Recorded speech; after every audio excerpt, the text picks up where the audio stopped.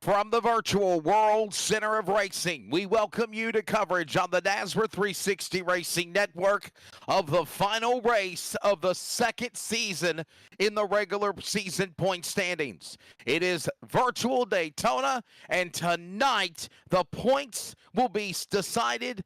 20 drivers will be locked in to go to the playoffs. And right now, looking at the standings, along with William Tiller. Welcome back, my friend. I'm Wesley Outland, Adam Flieger on production. Going into Daytona, obviously our friend of the north of Canada won last week. He is not taking anything away from him. He's not a full-time competitor. He's not a committed racer. And besides what we talked about in pre-race to set the stage for tonight's race, William Tiller, Blake Lothian having 3 wins on the year, every driver that has at least got 1 win in the points, that's all they have. And there is at least 1 point to separate who makes it into that final spot for the top 20. Yeah, absolutely, Wesley. And I couldn't pick a better track to have all this settled at than the beautiful Daytona International Speedway. And as you mentioned, there's going to be 1 point that separates that last spot. And Jose Luis Rivera is right there by 1 point, currently 21st. But I love that you touched on that, Wesley. No driver has won multiple times this season. That's how tight of a season it's been. Yeah, it's definitely been a barn burner for sure. Besides Blake Lothian, who has won 3 out of his 6 starts, not a full-time competitor out of Wellesley, Massachusetts. It has been, of course, 1 win for all of these guys in the points. And let's be honest here, just like in the NASCAR Cup Series, in the Coke Zero Sugar 400, the final race before the regular season, before the playoffs fired off last night at Darlington in the Southern 500, won by Kyle Larson. To make it to that next phase, to run for a championship, you know, William Tiller, you have got to survive Daytona, especially the big one. And I think what we're going to see here tonight, Wesley, not only surviving that big one, is experimentation. You're going to see it in stage number 1. You're going to get a bit of a longer stage in stage number 2 of those 45 laps. I think you're going to take everything that you've learned there about halfway through the race. You're going to apply it towards that last 50-odd laps or so to the end of this race, Wesley. And for some of these drivers, those strategies have to be spot on with everything being so close in this regular season finale. We welcome you to the A's Lawn and Landscaping 250 from the virtual Daytona International Speedway. 250 miles is 100 laps. That's the same equivalent that the NASCAR Craftsman Truck Series run here at Daytona during speed weeks on Friday night before the Great American Race. The same will be done here tonight. And of course, as William Tiller mentioned, stages. Stage 1, very quick, 20-lap stage. Stage 2, 25 laps to lap 45. Not even halfway yet in stage 2. Stage 3 will be 55 laps, 3 attempts at overtime if need be. Fuel capacity 100%. That pretty much means between 25 to 30 laps for a fuel run on trucks, making around the racetrack before pit stops. Green flag pit stops could be a possibility. No doubt by the end of stage 1, everybody's going to be pitting. That strategy of green flag pit stops might come into play in stage 2, but definitely if we stay green flag, William Tiller, and it doesn't get chaotic and crazy, stage 3 might see, of course, a chance of 1 or 2 green flag pit stops. Yeah, absolutely. I think it's going to be a huge strategic part of that race. That last about 20, 25 laps, I see him being the most chaotic, most firework-filled part of the race. Want to say thank you to everybody as the field is greeting. You can check us out on NASCAR Racing's social media handles on Facebook as well as on our YouTube channel. Please comment and let us know where you're tuning in from and your thoughts on tonight's race. And with that being said, it is time to introduce the starting lineup for the final race in the regular season points for Season 2 of the A's Lawn and Landscaping 250 here at Daytona. Fast qualifier, the Joker, Joey Doucette for Average Joe Motorsports. On the pole to the outside, Justin White in the number 2. Row 2, Adam Newton in the 82, and Ed Osborne in the 82. Row number 3 will find the 979 racing entry of Brandon Broadfoot and Cody Sanderson in 14. Row 4, Jonathan Wiley, the 511, and Louisiana's Brady LaBeouf in the 24. Top 10, William Tiller, Tyler Dittmer, our former broadcast colleague in the booth from last season in the 34, starts 9th. And Raul Meza, he has really improved in that Serve Pro. Driver out of California, the 37, will start 10th. Absolutely. Some awesome starting positions there for some guys right on that cut line. Starting off in that 11th position is going to be Chris Blanchard in that 9. Next to him is going to be Tyler Daniels in that 25 and that 12th spot. 13th position is going to be Jose Luis Rivera, currently 1 spot out of those playoffs points. Brian Chu will ride off in that 14th spot in that 51 machine. Hunter Parsons, 15 to match that car number. Joey Stires in that 23 is going to roll off 16. 17th position is going to be Jason Morales. 18th position is going to be Taylor Peacock in that 81. And rounding out our top 20, Zach Hartwick in that 71 and Steve Barnett in that 42.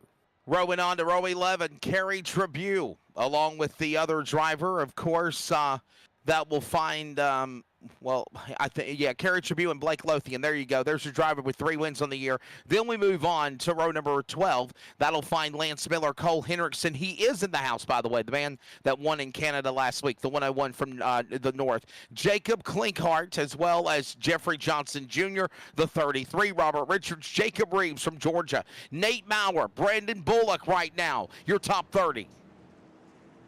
Yeah, looking at our huge field here tonight, Donnie Lyons, Ron Hunter, and Chris Kynes will round out our 33 truck field here tonight in this season finale. We also look at Torrey Thompson in that field as well. Wesley, we couldn't have asked for more. It's been a long season, but we'll see who will make it into those SimRacerHub.com Truck Series playoffs. Will be fun to watch, no doubt about it. We'll kind of keep an eye on all of this going on as, again, right now, preliminary laps underway. Lap number 1 of 100. Thank you to everybody that's tuning in. Jeremy Morales, he's rooting on, obviously, Jason, and everyone else on the boot. Here we go now. Thank you so much to all of our sponsors, and we will be set to go 100 laps in the A's Lawn and Landscaping 250. William Tiller, you were a part of the playoffs points or the finale, season finale last year before the playoffs started in season 1 when, of course, Adam Newbert won the inaugural series championship. What's the mindset of these drivers now as they're getting ready to come to green here? No, Wesley, I just gotta say before we go green, it's the Super Bowl for a lot of these guys. They know that there's no more racing after tonight's race. We talked about the bonus you're gonna get for finishing in the top 20. Say if you make it into those playoff races and you finish dead last, you're still gonna get that extra bonus for being a playoff driver. So this is it for a lot of these guys. The entire season comes down to these next 100 laps. The Sim Racer Hub Truck Series ready to go at it. And this will determine the final positions needed. We mentioned in the back, one per spot, 1 point separating drivers on the outside looking in to the Fast 20 onto the playoffs next week. Final round, Daytona. Green flag goes in the air, and we're underway in the A's Lawn and Landscaping 250. Side by side, they'll work their way through the travel up to turn number 1, where they're greeted by 31 degrees of banking. Climbing into turn number 1, William Tiller, they're in front of you. Yeah, getting crazy already side by side for the race lead. And you see how dicey it is as Jason White takes us off the corner. He has Joey Doucette up there as the 82 of Adam Newton's going to pull out of line. Things already crazy here, Wesley, as we're coming into 3. Adam Newton behind below the double yellow line, and he is falling all the way back. Free falling, if you will. Got to find a way to tuck back in line. That's the biggest action on lap number 1. Newton still falling back as Tribune and others are running him down. Meanwhile, the pack comes storming, funneling through the tri-oval. It's White on the bottom of the racetrack. He'll lead lap number 1. Osborne, Doucette in tow. White on the outside. They work into 1. Tiptoeing around each other as this race is just kicked off. You can feel the tension. You can feel the anxiety these drivers have here tonight as Justin White will take us off the corner as our race leader. Top side starting to dissipate there down the back stretch. Starting to see everybody find their friends, find who they want to work with as we're going down the corners 3 and 4. Justin White still leads. Everybody stays in tow, watching that machine of White's truck. Now the Deuce leads the way. Osborne, Doucette, Broadfoot, Sanderson, your top 5. Everybody minds their P's and Q's as they work off turn number 4, and it's still going to be White leading the second lap of the race. White looking good on that low side of the racetrack as Brandon Broadfoot in that 22 on the high side. He's trying to get something going up there, trying to find somebody to work with. Joey Doucette is pushing Ed Osborne along on that low side of the racetrack. The top side's no organization up there. Wesley Rallo Meza finds himself at the tail end of that pack. Watching all this going on again is right here in the opening laps. Remember, stage number 1 will go to lap number 20. Right now, probably the best thing to do, honestly, William Tiller, mind your P's and Q's. Stay calm. Don't make any mistakes because, honestly, there is still a long way to go in this race. You do not want to get taken out here in the early going. And by the way, if you're watching and you're new to the series, no fast repairs on this series as they work back to the tri-oval. Lap number 3 on the board. I love that rule, Wesley, but we also have to keep in mind that these stage points could make the difference of whether or not you make it into those playoff races, so you have no time to keep it cool here early on in this race. Brendan Broadfoot keeps testing that middle lane. He's not liking the push from the outside right there of Cody Sanderson. Not liking that, making him uncomfortable still. Justin White, though, finding a lot of speed on that low side into 3. Trying to make something work on that machine as he works now up the banking into turn number 3. Climbing up the hill. It's White now on the bottom. Broadfoot now wants to scamper and make a move on the top side to get that second lane organized and work with more speed, with more trucks to follow. He literally loses ground. Now he'll hang right back there in tow with him, and at least the top 12 are door to door as they work their way back into turn number 1. Yeah, still door to door right now. You can't afford to lose pace. You see a shot of the 20 machine of Jose Luis Rivera. He needs a good finish here tonight. We mentioned only 1 spot out of those playoff spots. As you see, Brennan Broadfoot now leads the way. He went from the high side to the low side, but he is John Force drag racing down the backstretch for the lead. Yeah, making that way back out of the corner now. Broadfoot from the top of the racetrack now finds move and makes something happen on the bottom of the racetrack now. He will go to the lead.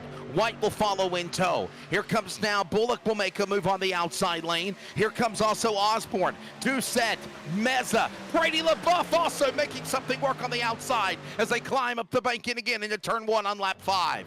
Trying to make up for those Bayou Bengals letting them down last night. The Louisiana man, Bray LaBeouf, is trying to make it up to the top of the grid. Very strong last season in this series, trying to keep that momentum flowing into the championship races. Of course, Bray LaBeouf's already locked in. No better way, though, to kick off those playoff races with a win, Wesley. But look how airtight this field is into 3. By the way, I want to let everybody know the truck that I mentioned is Bullock is not. It is Cody Sanderson, the Toyota number 14 machine. He's flanked up on the outside. He's got a wingman. That's Brady LaBeouf in the 24 machine. They come storming, funneling through the tri-oval again. Another lap on the board. Broadfoot stays to the inside. White will follow, followed by Osborne. Doucette, that's the inside lane. Cody Sanderson has also the machines of LaBeouf, Meza, all in tow, back to 1. Yeah, this is so tight right now. Wesley makes me nervous as they come around the apex of the corner. Brandon Broadfoot on that low side, exactly where he wants to be early on in this race. 7 laps in. If you're watching along with us here on the Nazareth 360 Racing Network, you can see there's absolutely no separation in this field as we're still side by side around 3 and 4. Working their way back through the tri-oval. It's Broadfoot. He'll stay hugged to the bottom of the double yellow line. White will stay there. Ooh. Looks like Doucette's trying to get loosey-goosey. He goes inside. He goes outside. That correction. Ed Osborne. And believe it or not, lap trucks are about to be in the way of the leader, too. In front of the pack. It's right now Broadfoot staying hugged to the bottom, and Sanderson ready to pounce on the top. It just doesn't seem like it's got the momentum on the outside lane yet in 2.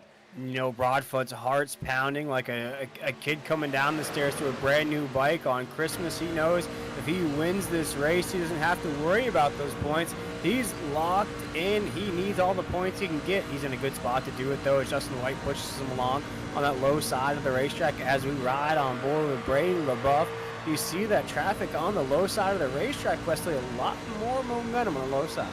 They're trying all they can to keep that going on for them as they work back through the tri-oval out of turn 4, storming back through the Geico restart zone and now to the flag stand. Brady LaBeouf now, 3 wide, lap truck on the outside. That's going to be the 29 machine. He'll give way to those fast leaders. Team Realtree, Chris Kynes goes a lap down. More trucks a lap down include Peacock, Hartwick, and Donnie Lyons as they work into. Just about halfway through stage number 1 right now. We're still trying to solidify the top 10 on the racetrack. It's been side-by-side racing since the drop of that green flag. Justin White, though, is trying to make his move back up to the top. He is now side-by-side with Cody Sanderson, who here tonight, Wesley, is really trying to put a stamp on this regular season finale, a name we haven't really locked out for. Ready to make something happen. That Toyota, Cody Sanderson up on the outside lane. He just took the lead by a smidge, by a cat's whisker. And now to the lead again. Sanderson powers his way behind 7 Toyotas in tow. And now Justin White wants to put a bow tie back to the lead in 2. Oh man, if we had heart monitors on these guys, their heart rates would be through the roof as we come off the corner. No give in any spot here on the racetrack. You see guys trying to find other air bubbles. They can't down the backstretch into 3 and 4. That lead is ever changing through every inch of this racetrack, Wesley, as we've now cracked the halfway point here in stage number 1. Keeping our way off the corner. Still 10 remaining here in stage 1 of the A's Lawn and Landscaping 250 here at Daytona. Not only is it a big race at Daytona, it's the regular season finale. Your top 20 in the points will battle for the playoffs beginning next week. Here they come on this Labor Day Monday. They're not taking a day off. They're going to work probably the most they ever have in Nazareth, working off turn number 2. Coming off of 2 now, Justin White back up to the lead. Brandon Broadfoot trying to get up there as well. He's on the low side of the racetrack. You have to watch out for Cody Sanderson and Ed Osborne, who are on the top side. You see that big run that Cody Sanderson is getting. He's getting that push from Bray LaBeouf and that 24 machine. Raul Meza, you talked about that momentum he's riding there, Wesley. That 37 machine finds himself inside the top 5. Yeah, that Surf Pro machine really has definitely turned some heads, no doubt about it. Probably the last month when it counts the most, the run to the postseason. Working now lap 11 of 20. a 9 to go in stage number 1 here at Daytona. Everybody still minds their P's and Q's. Now it's going to be Justin White now back to the bottom. Sanderson up high. He's got a draft with LaBeouf, but Broadfoot stronger in the back as they work the super stretch off too. Yeah, you can tell Broadfoot is locked up right there behind Justin White. Wants to get around him, just can't find that opportunity on the racetrack. Cody Sanderson knows going to get a big push from Ray LaBeouf into 3 and 4. Wesley, as the fans are watching along with us here, this has to be some of the cleanest racing we've had all season. As it looked a little dicey coming off of 4, things are still clean as Justin White takes us across the line. Gotta wonder if maybe there was a little pep talk being given by the NASCAR officials saying, guys, listen, we know that it's been kind of crazy and chaotic the last couple of weeks, but this is Daytona. To first win the race, you must first finish. Can't be tearing trucks up here in stage 1 to get to the end. Right now, a lot of respect earned and gained here at Daytona off of 2. Yeah, for a lot of these guys, you know, I touched on it there, Wesley, great qualifying runs. You find yourself in a good spot to start out the stage. They do exactly what you were just talking about there, Wesley. You keep it calm, you keep it cool. You don't really press anything here in stage number 1. Make it through the stage with a nice, clean truck so you can live to fight another day as we come off of 4. Working their way again off that corner now. Off of turn number 3 and 4 through the tri-oval. Again, laps winding down here in stage number 1. Yes, playoff points are on the line. Stage points are on the line. But the big things at the end of the rainbow, at the end of 100 laps. And right now, everybody is still being mindful of that. Is now 1 lane inside. 4 or 5 trucks break single file, pulling away from Sanderson on the backstretch. Yeah, low side's definitely the right side on the racetrack here tonight. 14 laps into this race. Justin White finds himself back up at the top of the grid.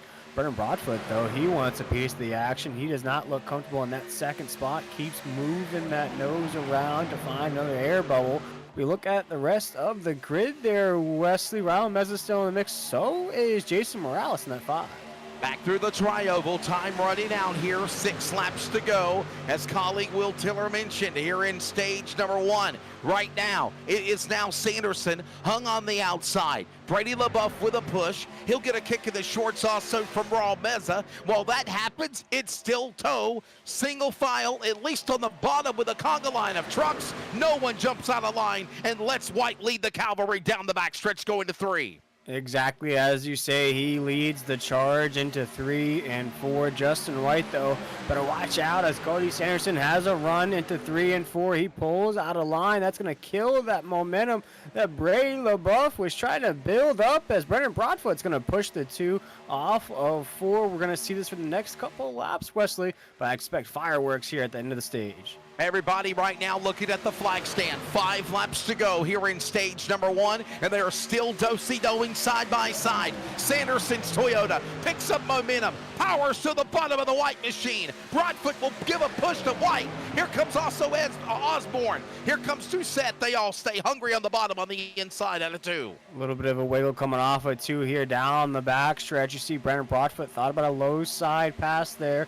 Just can't get around. Justin White keeps moving to the middle as well as now Justin White, Cody Sanderson are side by side for the race lead around 3 and 4. Coming to the end here in stage number 1 here at Daytona, and right now the payout window is about to open up for points to determine what you're going to do in the playoffs. Bill Sanderson outside. He'll lead this lap.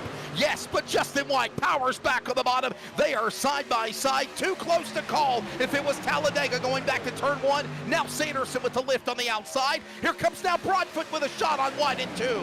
Such a clean, tight, but frantic stage number 1 here in the A's Lawn and Landscaping regular season finale. We're going to set our top 20 at the end of this race, Wesley, but it's so close to call heading into 3 and 4. Looks like Cody Sanderson, though, thought about a move to the low side of the racetrack. No, stays up at the top. We're getting side by side off of 4 for the race lead. They might have been, at least for the time being, playing it nice in the opening 17 laps but not for now. 3 laps to go, and the racing has picked up. Drivers now fighting and clawing for any spot they can. Position gain, even one, is earned for the playoffs and the points as they work into turn number 2 with now White back in front. Brandon Broadfoot keeps trying that nose around the 2 of Justin White. Can't find any opportunities. Ed Osborne's in a good spot behind that movement as well. You see a little bit of a tail off there at the end of this lead pack. Although, Wesley, we're still airtight. No change into position in 3 and 4. Everybody hugs the bottom of the racetrack. They still stay below and not going over the double yellow-white line. It's Justin White hugging it. Right now, you see other trucks in the back. Watching now Barnett try to climb. He's now in the top 10. He's trying to get up there and make something happen. All the while, Jacob Reeves is off the pace, and here comes a battle for the lead. Here comes Sanderson on the outside, working with 2 to go. White will throw the block and go back up in front into 2. As Brandon Broadfoot almost got squeezed in that danger zone lane there, that could have been disastrous for our leaders, as it looks like Brandon Broadfoot keeps trying that low side off the corner. Not going to work, though, as he's still stuck behind that 2 machine of Justin White, as Cody Sanderson and the 2 machine of Justin White, again, door to door into 3 and 4. They might have been practicing virtual social distancing, but that's gone out the window now. Working out of turn number 3 and 4. They're coming to the line. 1 lap to go here in stage number 1. And here comes now Sanderson up the outside. He'll power his way alongside with White. Broadfoot got loose. He gave him a kick in the shorts up to the safer barrier. Sanderson loses ground. White licking his licks, chopping him on the bottom as he goes back to the lead. He's got help with Broadfoot. He's got Osborne. And they're pulling away out of 2. Yeah, but you see the eagerness out of the 22 machine of Brandon Broadfoot. He wants to get around this too. He wants the stage win. Doesn't look like that opportunity is going to happen. That resume is going to get denied into 3 and 4. Justin White, Anderson side by side again into the apex. Well, here they come again. Final time through the travel, storming off of turn number 4 back to the massive grandstand. Justin White gets a punch from Broadfoot. Sanderson's up on the outside. One more shot to get a push there from LaBeouf and Meza. It's not going to work. Justin White will come to the bottom of the line, take the caution flag for Serve Pro Yellow 1, and win stage 1 here in Daytona in the A's Lawn and Landscaping 250. Second spot to Brandon Broadfoot. Couple of bow ties now in 1 and 2. Sanderson third, Brady LaBeouf, Raul Meza, Ed Osborne, Joey Doucette, Tyler Daniels, Brian Chu, and Jonathan Wiley, your top 10. By the way, William Tiller, 7 Chevrolets, 3 Toyotas, no Fords in the top 10 at the end of stage 1. What an absolutely beautiful stage there, Wesley. No Serve Pro caution flags. The field stayed about as tight as you can get it here at Daytona. We had a photo finish at the end of the stage. This race is absolutely amazing so far. Let's go a word now before we go to break and grab Justin White, stage 1 winner. Justin, you know, I said last week that you have really improved as a driver. You're getting better. You're getting better. We're looking at some of the highlights here at the end of stage number 1 in the Grind Chevrolet. You powered your way to get the end of the stage. Look at how close it was at the start-finish line. Do you even realize how close it was on a photo finish to win first stage 1? And obviously still got a long way to go. No, I knew that if I held the bottom right there, that they'd have to really form up to have a chance to kind of get up there and get around me. So force them to the outside and hopefully, have a decent pusher behind me to keep me up front. So that's what happened. Got her, I think, back at her 3rd stage point of the season, and we're up front. So that kind of puts us in a good spot for the playoffs getting into it, because we were 17 points to the good. Now that puts us even further ahead. William Tiller. Pretty tight race so far there, Justin. How do you keep that same pace without anything disastrous happening up at the top? At the moment, I'm feeling pretty good. We got 10 stage points, which even if we finish dead last right now, based off what I got, that puts us 24th. Still a few points out. For me, feeling really, really comfortable, but at the moment, we just got to race smart, and we're pretty much in the playoffs now. You said the word gotta race smart. Are you even thinking about what you need to do points-wise, counting them in your fingers on your hands when you get a chance to see what you need to calculate, or is it just go out there and run your race? I'm counting, calculating, adding points. I mean, hands, toes, digits, hairs, you name it. Well, Justin, thanks, buddy, for Brute Force Motorsports, your Stage 1 winner here at Daytona. Hey, we are going to reset. Let's take a break. When we come back, we will reset and go for Stage 2 for the NASRA Sim Racer Hub Truck Series. Athens, Tennessee's Justin White, your winner of Stage 1, as we're also under our first Serve Pro caution of the race. From Daytona, this is the A's Lawn and Landscaping 250 on the NASRA 360 Racing Network. The restart on deck when we come back.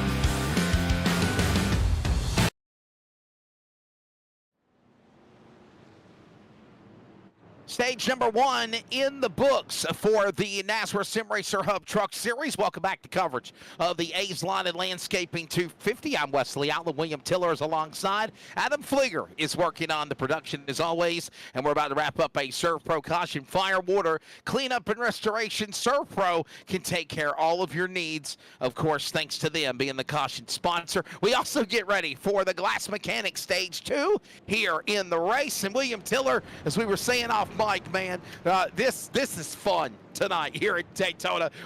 I love super speedway racing. Oh, absolutely. This race has been fireworks from the beginning, and I think it's everything we talked about, Wesley, to kick off the broadcast, how this is it. This is it for a lot of these guys. If you don't make that top 20, yeah, you can race out those playoff races, but you're really racing for nothing but a win at that point. These guys want to stay in the money. They want to stay in that championship hunt, and to do that, you need a good run here tonight. And those first 20 laps or so showed us everything we need to see. And by the way, the playoffs start next Monday night, and it'll be at Charlotte Motor Speedway. Field comes back to green, and we're back underway. Stage number 2, they got about 21 laps in stage 2. It's 45, lap 45 in the second stage. And right now, look at White with a big burst of momentum. Now, the top 4 trucks might be pulling away with Sanderson, Doucette, White, and Meza, but not for long. William, here comes the draft with Esborn, swallowing them up as they work the back straightaway. Yeah, a bit of a weird restart there. Didn't get formed up until he came off with 2. Justin White now back in the lead position. He finds a new draft partner, though, in the 37 machine, Raul Meza. That Serve Pro machine has been cool so far in this race in that top 5 spot, and he's getting loose off of 4. Keeps it cool. He's calm, cool, collected as he crossed that start-finish line. 1 lap under good.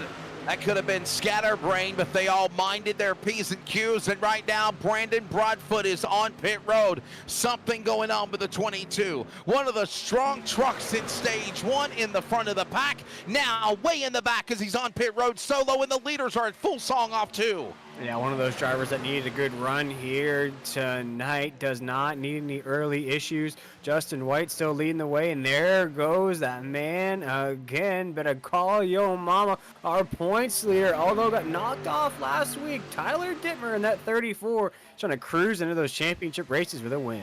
Originally from York, Virginia, now from South Carolina, Tyler Dittmer now making his way up into the fight. He now climbs his way with his Toyota to the number 6 and 7 spot. Meanwhile, they're slicing and dicing, bobbing and weaving outside lane. Toyota Sanderson with a push by the Joker to set up the high lane. White will throw the block back on the bottom. He got loose and so did Smeza. They save their trucks working off too. Oh, so nerve-wracking up here at the top. All these guys want to get up to the top of the grid. They have to be patient. They have to work with one another in this draft at Daytona.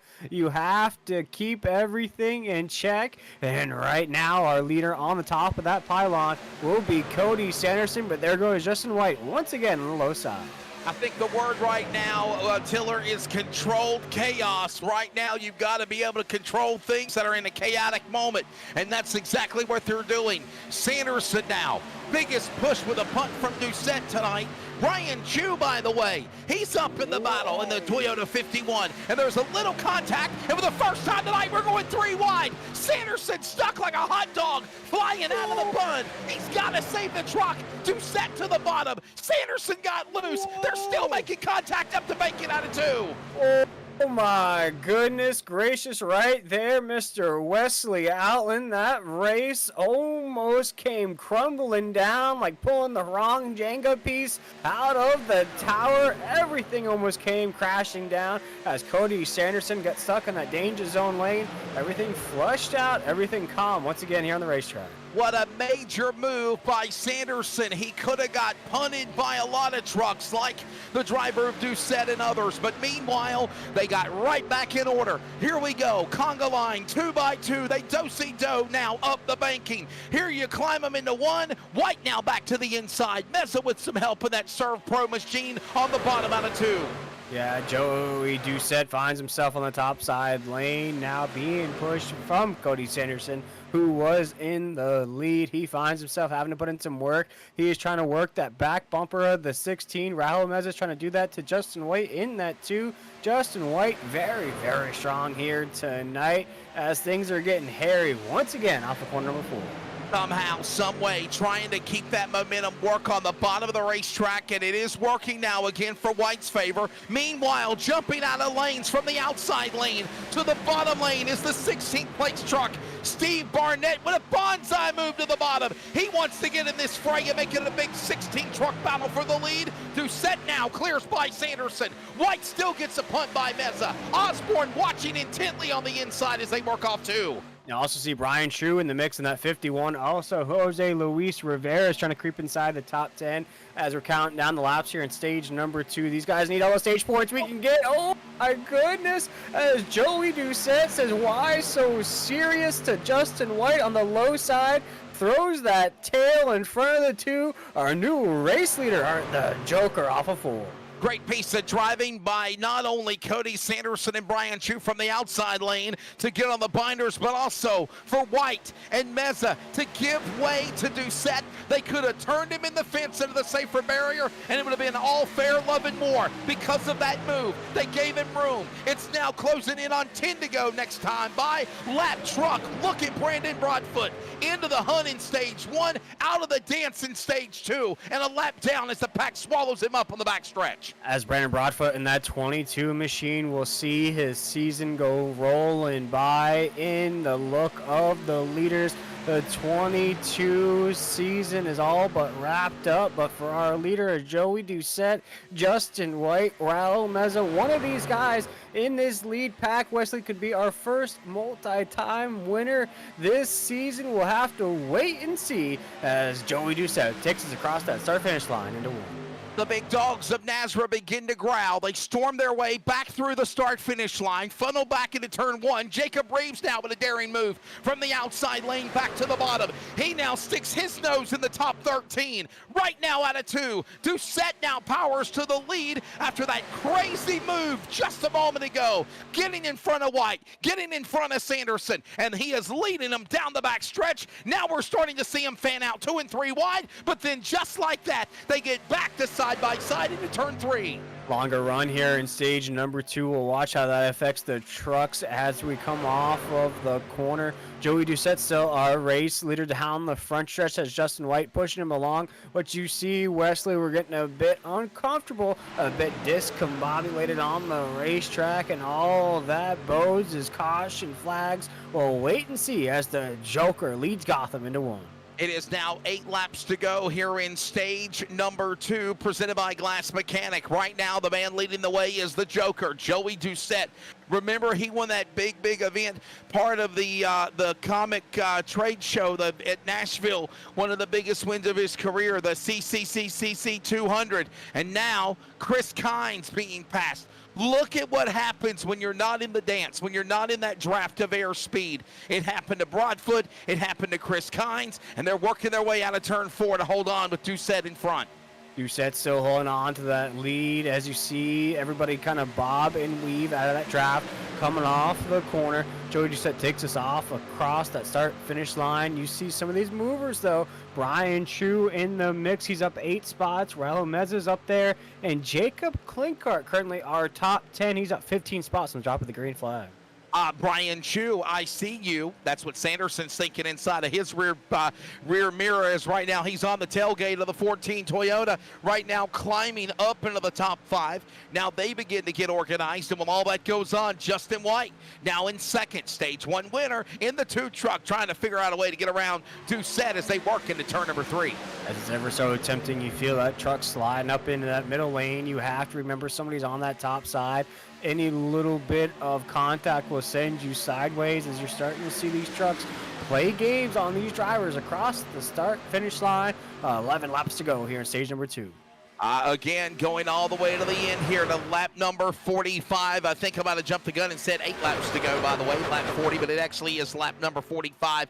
And yes, it is closing in on the final 10 laps. Meanwhile, Doucette is still holding his line, being patient. White in second. All of these guys right now, controlled chaos again. It got hectic at one time, like they were fighting for that last drink on the OK Corral.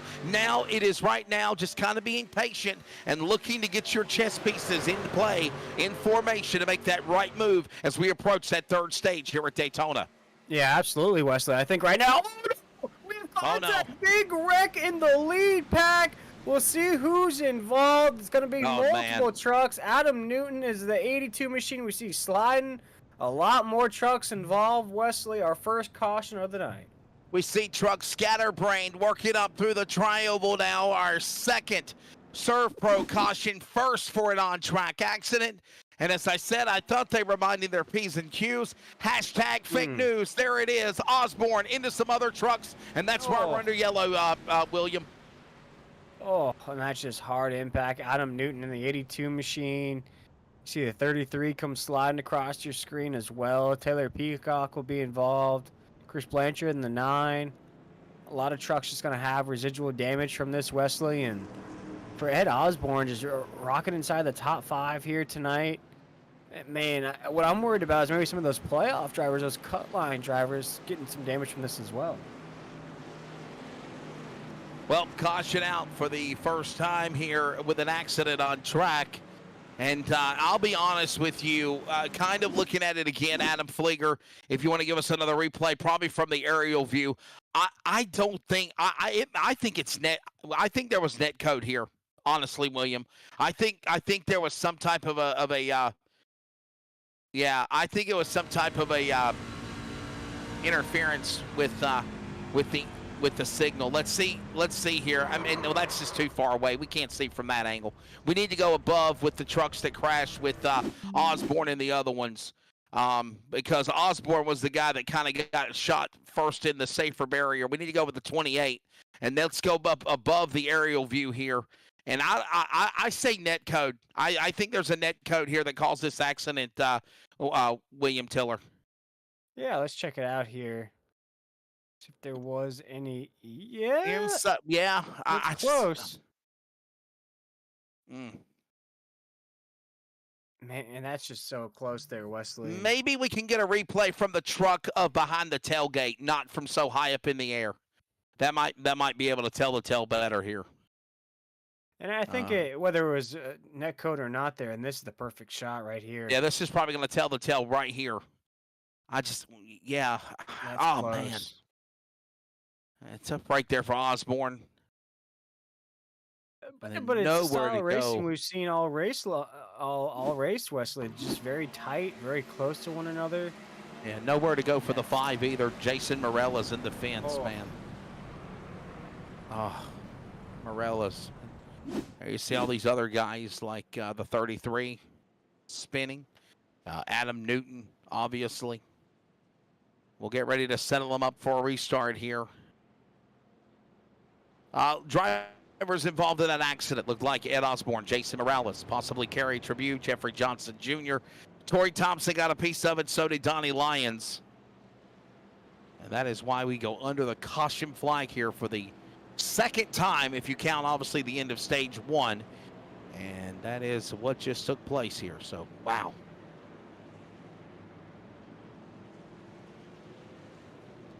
And I'll be honest, William, I don't think we're done yet. I think this is just the start of it, brother. No, absolutely. And I was just taking a peek at the points there. You know, you're looking at the battle between Jose Luis Rivera. He was only one spot out of that top 20 coming into this race.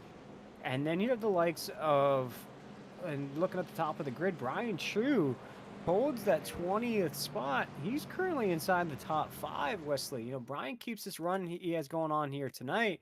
He could lock in that top 20, and no matter what, you know, Jose does, he could lock it in here in stage number 2. By the way, trying to check things out here with timing and scoring, and I believe Brandon Broadfoot will, no, they're saying Steve Barnett is a lap down, but I think we're waiting for timing and scoring to update here. I was going to say unofficially Brandon Broadfoot would go back on the lead lap and get the lucky dog. Everyone else will go for the wave around that are a lap down or more. I believe unofficially this will put Brandon Broadfoot, William Tiller back on the lead lap.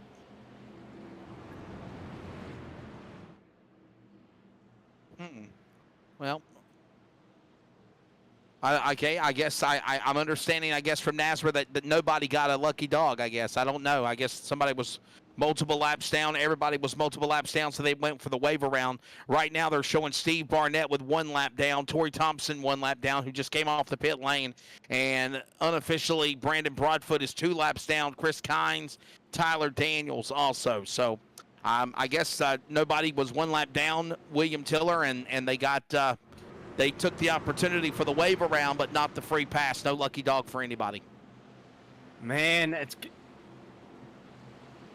going to be all these crazy strategic moves here towards the end, Wesley. And as we creep up towards another green flag, this was only our first caution of the night, only on-track caution of the night, Wesley. And I think we're going to see some more airtight racing here towards the end of stage number 2. And I think all this did was just made it more intense as the field will come back to under 10 laps to go in stage number 2 here in the A's Lawn and Landscaping 250 at Daytona. Serve Pro Caution in the books. Back to green flag. Who will be the Glass Mechanic Stage 2 winner at Daytona? It's Doucette up to speed through the gearboxes behind Sanderson, behind White, and they work their way back to 1. Caution is over. Joe Doucette taking his time on the low side of the racetrack. Justin White up there in that 2. Raul Meza's pushing him along on the high side. They're off of 2 down the backstretch. Everybody's getting up to speed, letting those Goodyear Eagles fly down the backstretch right now into 3 and 4. We're side by side for the race lead. Joey Doucette right now to the inside. He'll work his way off the corner. Sanderson right there behind him. Will give him a little punt. Then it's going to be White on the outside lane. Raul Meza, Brian Chu, and now another name up in the battle. Tyler Dittmer, Jacob Klinkhart. We're not under caution. We're under green, and they're at full speed back into turn number 1.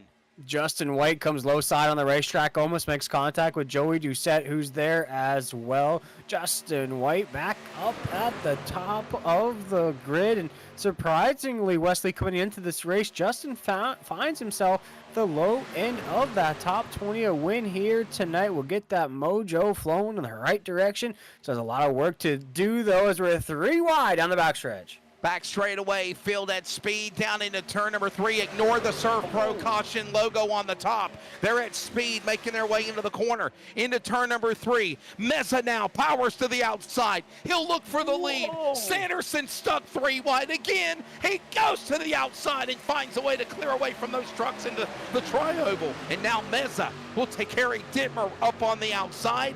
White will stay hugged to the bottom with Doucette. And now also Clinkhart back to 1. Yeah, Raul Meza, the Surf Pro machine, gets a lot lead underneath his belt, but there goes the Grinds machine, who's just grinding it out here tonight. Justin White takes us off at 2 as the race leader, but here comes that train rolling around the bend as Raul Meza is going to get a big push from Tyler Dittmer in that 34 machine. He said, folks, I know my name might have moved from the number 1 in the power rankings, but I'm trying to get it right back there here tonight as the 34 trying to inch his way to the front. Right now, outside lane working for the first time in a while here at Daytona. 5 laps to go here in stage number 1. And no! Dittmer turns Meza. Meza crashes. He spins into the pack. Somehow Dittmer got away. Other trucks are wrecking. And the caution will come out. Clinkhart at the bottom of the apron. So is also Chris Blanchard. And another Surf Pro caution here at the end of stage number 2. A draft, a bump, a shot. Something went wrong. Dittmer into Raul Meza. He's crashed and caution is out for, ironically, a Surf Pro caution on the Surf Pro 37 at Daytona. I'm going to have to let the replay speak for itself there, Wesley. That's tough right there. We're going to have to look at it from another angle. The 37's on the top side. Justin White on the low side of the racetrack. It looked like Sanderson. It looked like Sanderson gave a punt to Dittmer. Dittmer got into Meza. Then Dittmer got into Sanderson's driver door. And here we go again. Let's put this in slow-mo for you one more time. You see the 14 of Sanderson. That's the black and white 14 Toyota. And he is behind the truck of Dittmer. Dittmer's the truck up in front. There you see Sanderson's tailgate. This is Meza, the leader. There you see the contact. Dittmer into Meza, into the safer barrier. Then Dittmer slammed into Sanderson. Clinkhart and Blanchard then spinning in the bottom of the grass right there. You see them in the bottom of the apron. And man, oh man. I feel bad for Raul Meza. It seems like this good luck, bad luck continues for the California driver here, William. Absolutely, and I hope Raul Meza is going to be okay on points in that 37 machine. Was currently 17th coming into this race, so I think he may have done enough there in stage number 1 to get some points. Also let a lap there, whatever points those count for. But I think you just touched on it there, Wesley, for the 37 machine. He finds himself in the top 5, was leading there here in stage number 2. I mean, just another heartbreaking end to a race, and now has to maybe stumble into those playoffs at the very end of that grid. Just going to be a tough road for the 37 moving forward. Believe it or not, let's go to pit road. Pit stops are happening. Almost everybody is on pit road before the end of stage number 2. I can't believe it.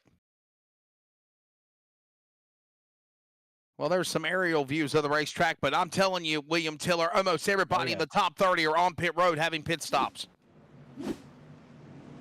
There's your live feed. Who's going to come out first? Ron Hunter, but I don't think he pitted. He pitted on lap 35. He is now the new leader, Ron Hunter from the Northwest. Cole Hendrickson is now going to be second. He beat Blake Lothian off pit road. And William, Blake Lothian's been kind of quiet tonight here at Daytona in pit road. Now he's in third. Yeah, coming off a fun race on Friday night in our Concerns of Police Survivors Truck Series. Top 5 in that race. Had a little incident there towards the end of the race that really knocked out his chances. And Wesley, what I'm really looking at, though, here, we talked about the top 20 in points. Yeah, we just had a complete reshuffle of the grid there in the top 10. There's really nobody that was in those first couple of stages that are now back inside the top 10. You look at the tail end of that, Justin White is in 7th. And other than that, Joey Doucette in 10th. I mean, this is a whole new top 10. Yeah, new names including Ron Hunter, Cole Henriksen, Blake Lothian, Zach Hartwick, Hunter Parsons, Robert Richards from South Carolina, Taylor Peacock, and by the way, that's the first Ford unofficially that's got himself into the top 10 tonight. Jose Luis Rivera, and then Jacob Reeves, we mentioned him a time or two climbing the top 10, but he's still back in 11th. Brady LaBeouf, 12th. Here's the deal, and it kind of reminds me of last night's Southern 500 trying to end stage 2, ironically stage 2 for this race as well. How much time do they have? They're getting ready to come to the line. It'll be lap number 43, so it's 2 laps to go here in stage number 2. If they come around this time by, the lights go off on the pace car, they'll get the one to go. They're gonna have at least 1 or 2 laps to race here to the end of the stage, no doubt, William Tiller. And that's going to be huge for a lot of these guys. And that's exactly what's about to happen. Yeah, and you want to crack inside the top 10 here at the end of the stage. You want to snag as many points as possible. Even if you're inside that cut line, you want to make sure you're good to go here at the end of this race. Right now, ready for the field to stack them back up. Look, is that Brandon Broadfoot? Bottom of the racetrack, it is the 22. Broadfoot, let's see where he is currently right now. Brandon Broadfoot still 2 laps down in the 30th position. Matter of fact, while we're under caution and we're getting ready for the restart, let's give you at least the top 20. Ron Hunter is the leader now. Cole Henriksen is in 2nd. Blake Lothian 3rd. Zach Hartwick 4th.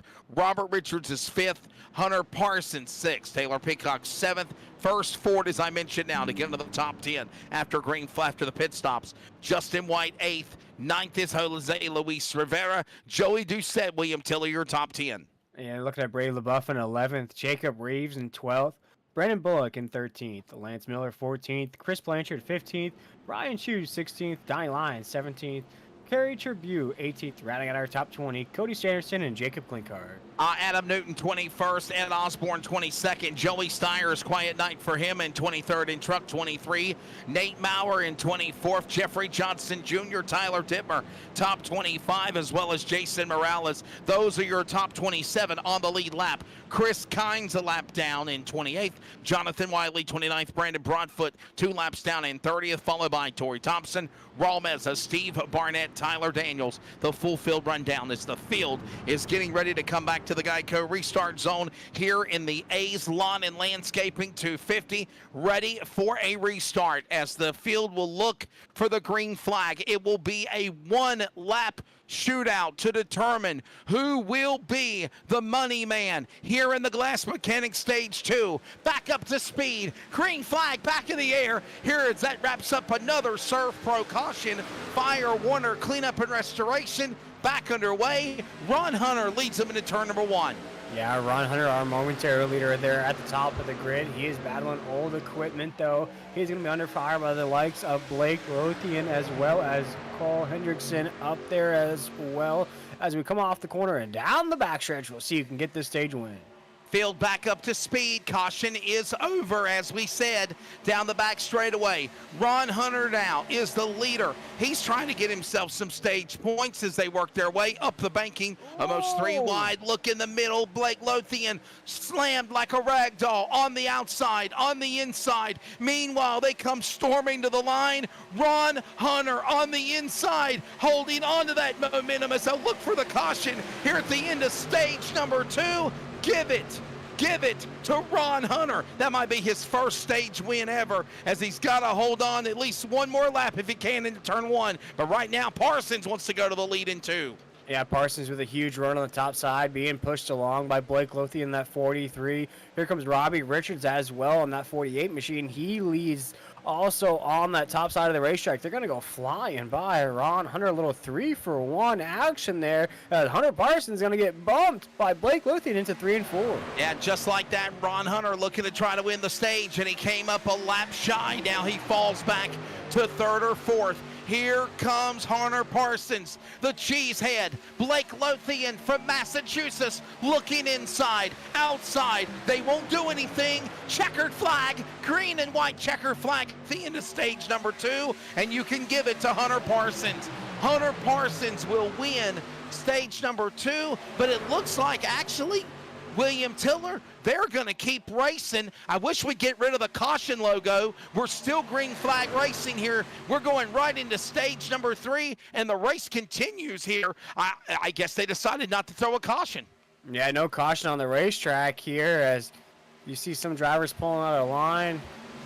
Check out you see what's happening here as right now into 3 and 4 the action continues. A lot of drivers pulling out of line there, Wesley. Very uncomfortable in that draft. Coming down the backstretch here. Now coming off of 4, we have some new players as Taylor Peacock will take us across the start-finish line. So we're being informed by NASCAR that because of that big accident that happened there in the tri-oval, they decided to make that be the official end of stage number 2. Hello, we didn't get the memo till now. That would have been better information for the broadcast. And right now we go right into stage number 3. Richards is now the leader. Peacock on the outside. Here comes White. Doucette. These guys are now door to door, and this is the run for the money in stage 3 down into turn 3.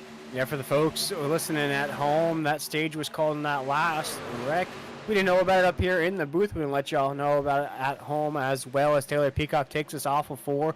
He's being pushed along by Robbie Richards. Makes sense why everybody headed down pit road last time, Wesley, as now we're creeping up towards the halfway point here in the regular season finale.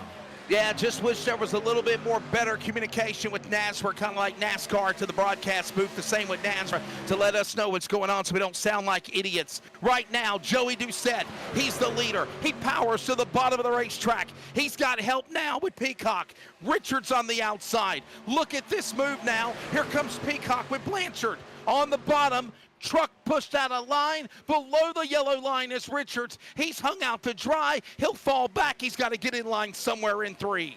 New race leader. I just saw that move as we head into 3 and 4. Zach Hartwick now leads the way in that 71 machine. We have lead changes happening like Uno reverse cards here at the top of the grid. You also see Chris Blanchard in that 9. Where did he come from in this race? Wesley, is they're going to go door to door into 1. And remember, Klinkhardt had a problem whenever him and Blanchard had got together. All of this going on here when they come to the line. It is Zach Hartwick now inside. Blanchard on the outside. Doucette now right in the fight again. He'll power to the inside, back out of 2. Coming off of 2, we're still door to door for the race lead. Starting to see some trucks come out of line off of corner number 2. It's everybody just trying to keep their cool here, Wesley. They know there's going to be at least one more pit stop there towards the end. Some trouble, though, for Justin White in that 2.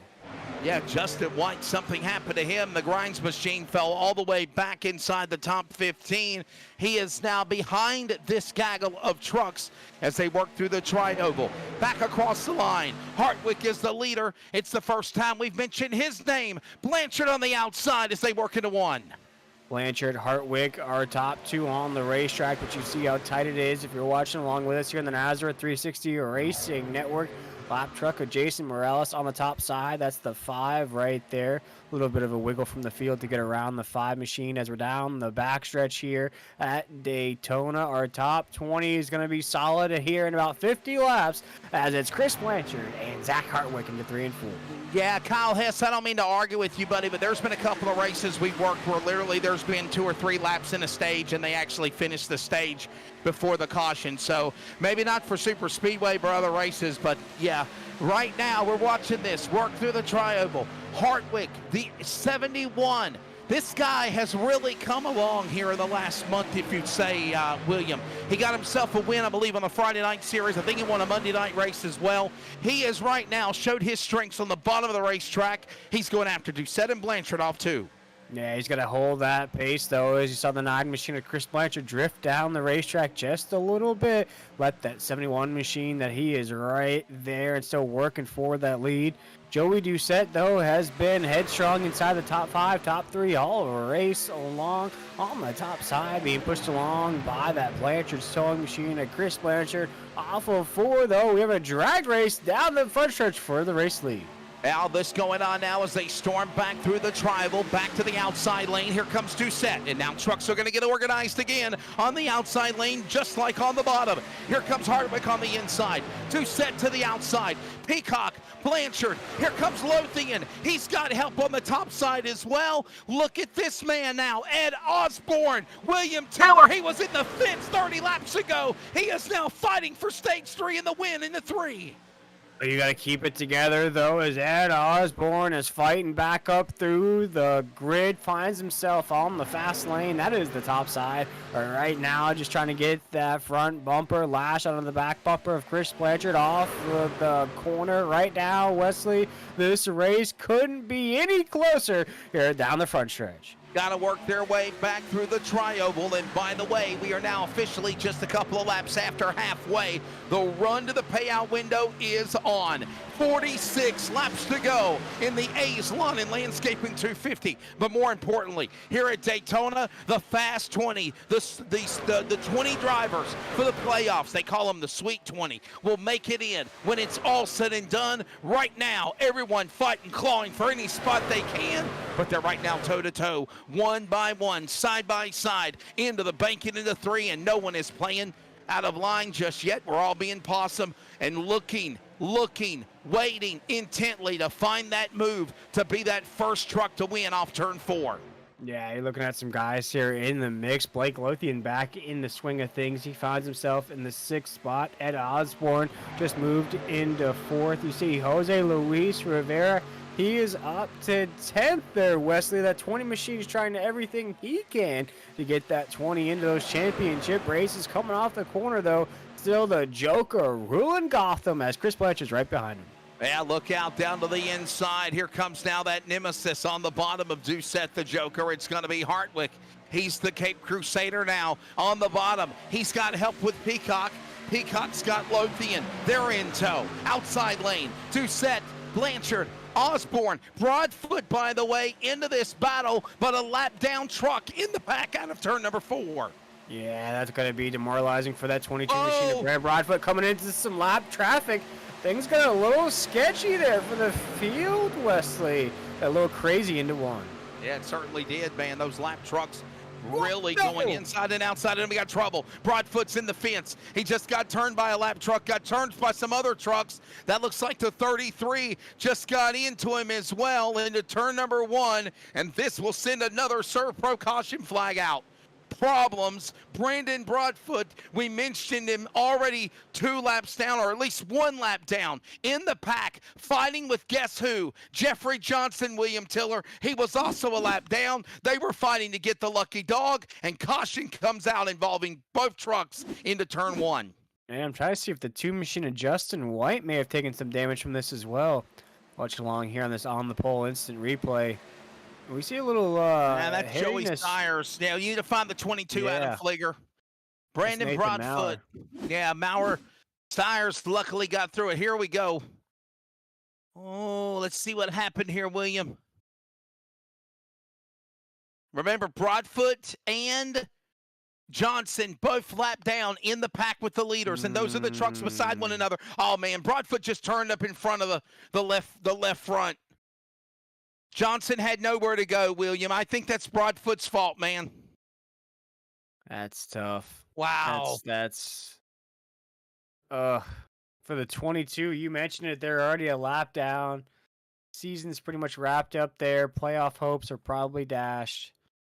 And you see it right here in the middle of the racetrack. He's going to come up, drift up just a little bit, as you mentioned. That might be a little bit of that iRacing situation. Netcode again, though. I will say this. Even if it is netcode, it did look like William Tiller, that Brandon Broadfoot was in a desperate move, and he was going to go to the outside and try to pull up in front of Johnson. I mean, I'm calling it like I see it. There might have been some netcode, maybe some internet problems, but honestly, I think he was committed to show that he was going to go to the outside lane. Wow. Did a tough break. Absolutely. As we're under the Serve Pro caution flag here, Wesley. And they're pitting. They're pitting, William. We're pitting again. I was just about to ask, do you think the leaders will head down? And they will here. They'll go ahead and cut that last pit stop and get it out of the way. While we got a break of the action, let's try to grab. Who do I want to talk to? Who do we want to talk to? Let's see here. Let's grab Misfit Motorsports, Joey Doucette. He has been amongst all of this chaos all night long. Joey Doucette, it seems like it's a storm brewing out there at Daytona. How you holding out, Joker? I'm holding. That's some nasty racing there. A couple big wrecks. I'm glad I was up front and missed them all in the back. But all in all, it's been a good night for this Misfits Chevrolet here, and can't wait to see what the rest of it comes out tonight. It does seem like, though, Joey, that the anticipation of obviously the chaos has really hit here in this last probably, I don't know, 20 laps for sure. And I think it's just going to be boiled over by the time we go to the finish. Yeah, I mean, it was really clean, really stage one, stage two. I just don't know what we're doing out here. It was really good. I want a green flag pit stop to make it more exciting. So for the fans and you guys that are doing this. So hopefully we can get a green flag run here and mix it up a little bit. William Tiller. Yeah, Joey, as Harry's has been getting there at the top of the grid, are you feeling any extra pressure up there, or are you just looking towards those playoff races? It is not a lot of pressure up there. I mean, if you can control the line, I had my teammate on the bottom there, so we controlled the top and the bottom with Blanchard pushing. So we'll see if we can continue to do that. I got Blanchard behind me. I don't know where the rest of my teammates are, but we're gonna just try to maintain that and try to get a W here. Always great catching up with you, Joey. What would it mean to put the 16 in the playoffs? I think I'm already points in, but I would like to have a win for more playoff points. But yeah, it would mean a lot, especially at Daytona. I'm usually no good here and usually get caught up in the wreck in like stage 2. So I'm glad I'm still here. Yeah, I retract my previous statement. Hell, you're already locked in. Just give it hell. Hell yeah, I'm gonna try. For Misfit Motorsports, ladies and gentlemen, that's Joey Doucette. And yes, he is one of the 20 drivers, William Tiller, that is locked into the playoffs. Real quickly, Adam Flieger, show the board, if you don't mind, of the drivers that are in the points. If you got to win, you're in. And those drivers include Tyler Zitmer, Adam Newton, Joey Stiers, Nathan Maurer, Robbie Richards, Brady LaBeouf, Zach Hartwig, Jose Luis Rivera. And here's the deal. I will say this. I know it says Joey Doucette's in 12th, but I think he got a win, but it ain't been documented yet. But William Tiller, I will say this, though. When you know you got a win, you will race differently than other people that are desperate. And desperate people will do things that they're not going to do because they want to get that win. So you got a mixture of ingredients for chaos and mayhem down the stretch, no doubt. Yeah, absolutely. And we also touched on it to start off this race here. We've seen no multiple winners this season other than the likes of Blake Lothian, who's still up here inside the top 10 right now. But for these full-time drivers, nobody has won multiple races. So what a confidence boost that would be going to those championship races as well. Yeah, I mean, besides Blake Lothian, who has 3 wins, he's not a full-time competitor, if you will, on the NASCAR Sim Racer Hub Truck Series. And by the way, Wings and Things coming on board as a sponsor for him. He's got a Twitch channel where you can be able to go on board and see what he's doing racing, as well as here in the broadcast booth. We're ready for a restart. That will wrap up another Serve Pro Caution presented by Serve Pro. Fire, water, cleanup and restoration, and 40 to go at the World Center of Racing when they go to green, back into turn number 1. Doucette up the banking into turn 1. He'll quickly go back to the bottom of the racetrack. White will follow, and it'll take about a lap or 2 for them, William Tiller, to get back up the full song. And by the way, a correction, not White, it's Blake Lothian, and everybody quickly getting to the inside of the racetrack down into turn 3. Yeah, dream restart there for Joey Doucette in the 16 with Blake Lothian in the 43 right behind him. There's nobody up there so far. The top side lane hasn't reached them. It's a single file lane all the way around the racetrack right there. Off of 4, you see that Nokia snake line goes down to about the 7th position on the racetrack as we're 1 lap on the green. Yeah, it's like open wheel cars at Indianapolis, snaking and funneling their way down the short chute through the long straightaway at the greatest spectacle in racing. The same thing happening here at the World Center of Racing. Drivers now trying to cut the draft, cut the air on one another, and it's Doucette leading the cavalry down the super stretch off two. Joey Doucette trying to lock in a W here tonight, has a long way to do it as you're starting to see some formation on the top side of the racetrack. You see that train coming there, needs more help if they want to try to lead a charge there. Looks like Lance Miller, Tyler Dittmer are going to be part of that pack, but back up here at the top, so Joey Doucette leading the way. Understanding on the damage clock is Raul Meza having to get a new engine. He's on pit road. He'll be ready to go back on racetrack. He is back on track now. 38 laps to go. We are in the home stretch of the race here tonight at Daytona. There you see him on pit road, and all of this going on now, working off of turn number 2. Joey Doucette, the Joker. You just heard his thoughts. He wants to win. He's in the playoffs, but he wants to be a winner at Daytona. Yeah, he's in a good position to do it there on the low side of the racetrack. Finds Blake Lothian in that 43. He's been one of the best drivers here the last couple of weeks in NASCAR, whether it's in the Friday night series or Monday night series. Just hasn't seen victory lane as much as he would like, in a prime position to do so right now in the second spot off the corner. Back got a turn 4. They come back storming through the tri-oval, this time by another lap led by Joey Doucette. It's Lothian, it's Blanchard, Sanderson, Hendrickson, now your top 5, and they've climbed their way back in the battle, and they're on the inside of the racetrack out of turn number 2. Yeah, where'd the 17 truck of Brad Bullock come from? He finds himself right there in the sixth position, up 24 spots from the drop of the green flag. You're seeing these top 5 separate, but there's a lot of movers and shakers behind that 5th position. All these guys holding their line. Joey Doucette, now look at Blanchard. He wants to go to the outside lane. The Blanchard's towing house machine number 9. Powers to the top side. That Toyota trying to get momentum and trying to get something started with a second lane up on the outside. Now drivers come with him. That's in the likes of Hendrickson. Hendrickson's got Dittmer with him, right back in the battle with Parsons, Tribune, Clinkhart, Barnett, Morales. They all go to the outside and says, I'll help you, brother, back to 1.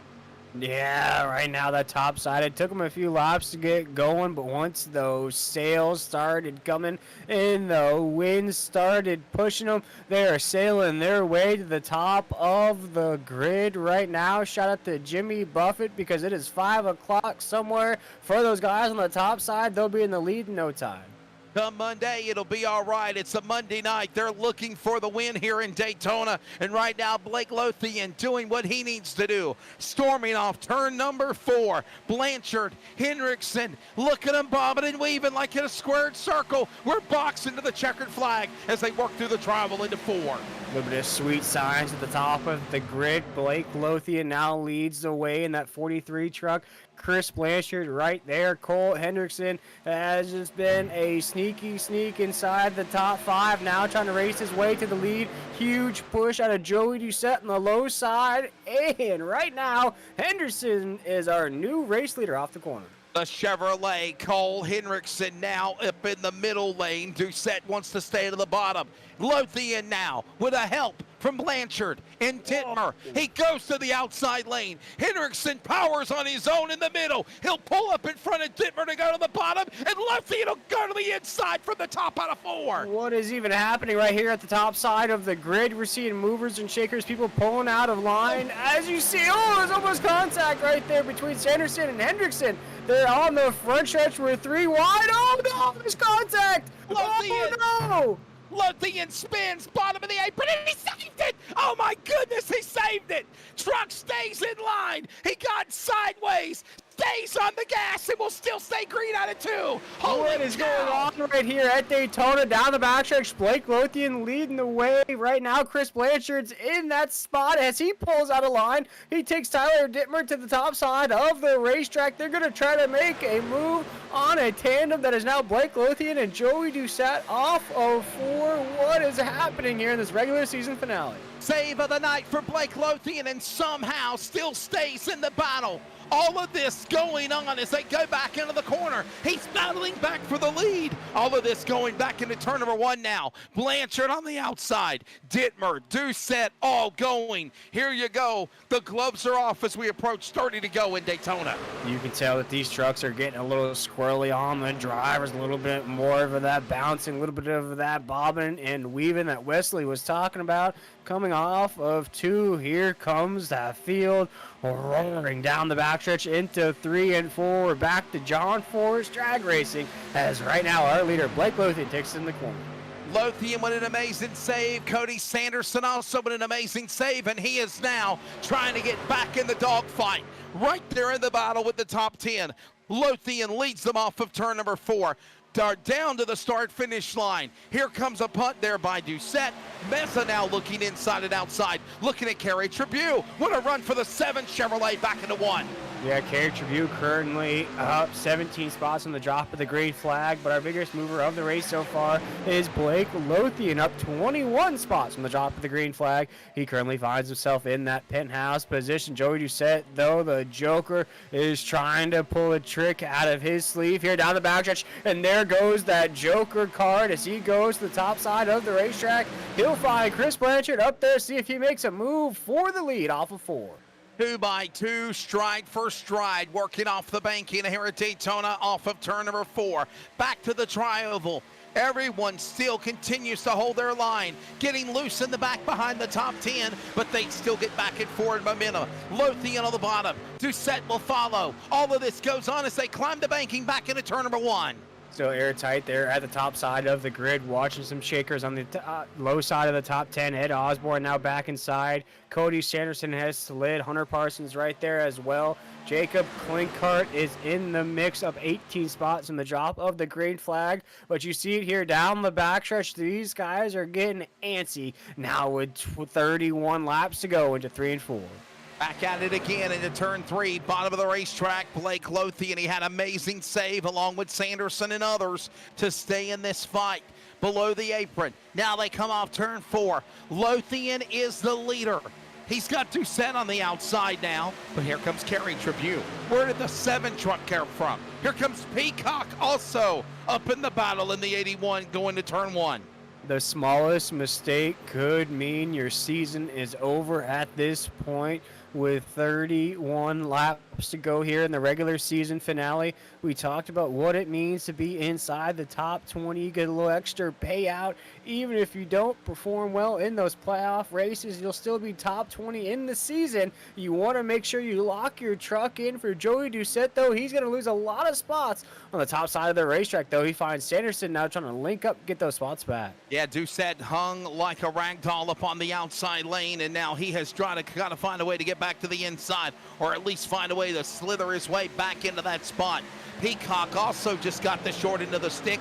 He got hung on the outside, but help's coming. Here comes Doucette with a big burst of speed on the outside lane. Sanderson also gobbles him up on the outside out of turn 2. Tailgate to tailgate, they're back on the speed, but they're losing ground on Lothian out of the corner. Yeah, it looked like it actually surprised the 81 machine of Taylor Peacock how fast they came on that back bumper. They'll gain some speed here down the backstretch, see if it'll be enough to make a move for the lead. You see that here at Daytona, what that looks like. Looks like they'll find right there at the top side, Jacob Klinkart. Where did he come from, Wesley? Up 22 spots from the drop of the green flag. He could be battling for the lead here off the corner. I remember last time we mentioned Jacob Klinkart, the blue Uno machine was in almost an accident there in the tri-oval. Now he has put his truck into Uno number 1. Meanwhile, Lothian battles back. It's Klinkart leading at Daytona with under 30 to go. Jacob Klinkart will take the field to the low side of the racetrack. Taylor Peacock will fall on that 81 machine. Here with just a few laps to go. This is where you want to be in this race. This is where you want to be in the regular season finale. Jacob Klinkart leads the charge into 3 and 4. Remember what happened with Broadfoot and Johnson lap trucks in the lead pack. There was calamity in the tribal. Now Ron Hunter, at one time who led after an exchange of green flag pit stops, he didn't pit. The end of stage number 2 is now one of those trucks fighting to stay on the lead lap.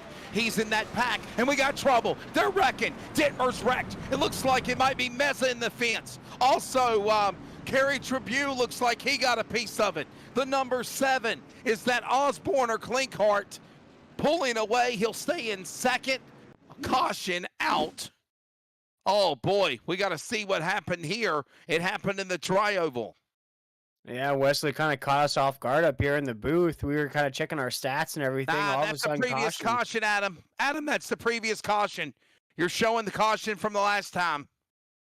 Caution on the racetrack here as we wait to see what brought out that caution flag. And Wesley, it's going to be quite the shakeup here towards the end of the race, and see if we got it here.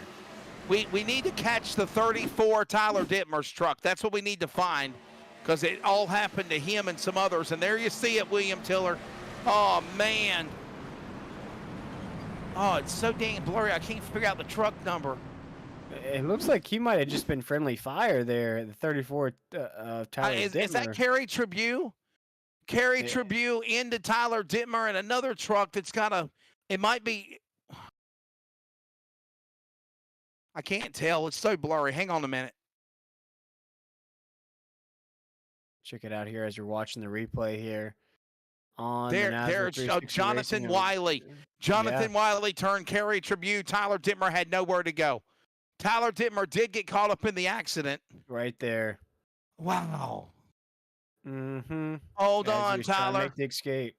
Hey, listen, I got to give credit to Tyler Dittmer. He kept it from heading firewall deep into the safer barrier, and he bonsai'd glancing blow off the right rear end the wall. So that might keep Dittmer in this race. Yeah, but it looks like the entire field will use this as their last pit stop. Funny stop. As we're checking out this caution flag instant replay. I'm watching the field head down pit road. Oh, Ron Hunter, there you go again, another lap down truck. Another again, lap down truck in the pack, and oh, geez. Oh, man. We are going to take a break like they're taking a break as they're making pit stops. Strap in the final quarter of the race in Daytona to determine your Fast 20 for the playoffs. Is going to be wild, and it continues on the A's Lawn and Landscaping 200. Nazareth 360 Racing Network. We'll be back in just a moment.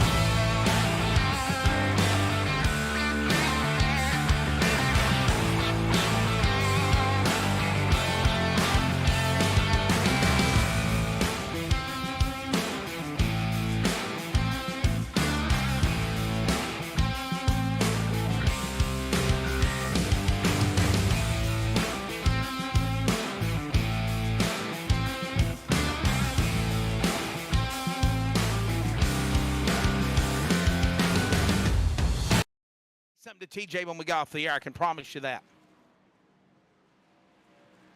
We are back. Daytona. Oh, this is going to be a good one. We are coming to the end of this one. It is 75 laps in when they come to the line. 27 laps to go right now. William Tiller, I'm Wesley Outland. TJ Morris, the race director. Adam Flieger is doing a phenomenal job on the production. And William, fireworks galore as we wrap up another Serve Pro caution. This race has not disappointed, nor did we think it would not be. Are you not entertained? Oh, absolutely. And you got the Joker at the top. He's putting out on a show in that 16 machine. What really stands out to me, Wesley, we usually do race picks or who's your favorite to win. I honestly couldn't pick anybody in this field. How tight this Don't race ask has me. been. How close these guys have come up to the grid. We have guys that are up 24 spots, 19 spots, only a few caution flags on the racetrack. That means they've done it the hard way, Wesley. So really, whoever wins this race have done it the hard way, and they've earned this victory here at these next 25 laps. By the way, William, what about mad props to Cody Sanderson and of course, Blake Lothian? They bonsaied off of one another. We thought they were going to crash. Lothian corrected and Fishtailed got going. Sanderson to the bottom of the apron. Actually, both trucks went to the bottom of the apron. Sanderson more, lost spots, but he still saved the truck and stays in the top 10. Yeah, and I'm looking at other guys as well. Jose Luis Rivera in that 20 machine. He's still in the mix somehow. Jacob Klinkert in that 1. Robbie Richards in that 48. We saw what happened to him too, Wesley. He's currently 7. So a lot of names to watch out here with 25 laps to go. Coming to the Geico restart zone. That'll wrap up another Serve Pro caution. And we go back to green flag inside lane. Picks up speed away from that machine of Taylor Peacock, the 81, working back into turn 1, and quickly Joey Doucette, William Tiller, goes to the bottom of the racetrack. He knows the inside's the way to go as everybody's diving from the top to the bottom like they're fighting for the last piece of cheese into turn 1. Yeah, and who's fighting for that cheese is Ratatouille himself. Jose Luis Rivera throws a huge move in front of Brandon Bullock in that 17 truck. We're not even warmed up yet, and these guys are trying to make moves on the racetrack. Jose Luis Rivera finds himself in that 3rd spot, trying to lead the charge on the low side. Piece of real estate is important, and it is important on the bottom of the racetrack. They know this. Doucette now on the inside. Lothian now will go to the top. He'll try to get that second lane formed. Peacock, Osborne, Klinkert will go with him on the outside, going back to 1, and we're under 25 to go now. 24 remaining in Daytona to lock in the top 20. A lot of give and go here tonight as we come around the corner. Blake Lothian is in a dogfight with the Joker himself, Joey Doucette. They're side by side off of the corner here. Down the backstretch at Daytona, 24 laps to go. Then it's officially playoff time here in the SimRacerHub.com Truck Series. But it will be Blake Lothian who leads momentarily around the apex. The gloves are off, pal. The playoff window is open. Looking for a win, looking for bragging rights, looking to fight for any position you can to try to get in the top 20 if you're on the outside looking in. And if you know you're in the playoffs, you want to win. You heard Doucette say that. He leads the truck on the bottom of the racetrack, but now Lothian powers back. Most wins of anybody, not a playoff contender. He's causing a fight of fracas into 2. Yeah, he's trying to get the checkered flag, as mentioned. He hasn't been able to close that deal the last couple weeks, whether it's in the Friday night series or the Monday night series. Wants nothing better to get a checkered flag here in this series, a series that he has multiple wins in, Wesley. He's won 50% of the races he's started in. Let's make it another one here. Around 3 and 4, finds himself in the top 3. In his 6 starts, 3 wins, as you mentioned, batting 50%. Now, if he was able to win tonight, he'd have 4 wins in 7 races, and the most of anybody. Outside lane, through the tri-oval, Doucette to the bottom. Lothian will follow. Peacock, Rivera, Osborne, Bullock, Klinkert, Richard, Sanderson, Reeves. It sounds like a massive law firm. That's your top 10 here at Daytona with 22 to go off 2. Now riding on board the 48 machine of Robbie Richards. He's faced some adversity here tonight. He's just trying to stay calm inside of this lead pack, but you see how crazy it's getting up there. Wesley, trucks are bobbing and weaving out of that draft. Nobody's comfortable right now with 22 laps to go. Everybody wants to be in that clean air. Peacock trying to fight to get to the outside to the bottom. Here comes the Truck Vineyards 48 of South Carolina's Robert Richards now. He's up in the battle, methodically patient. Jose Luis Rivera outside lane, the 20 to the lead at Daytona with 21 to go into 1.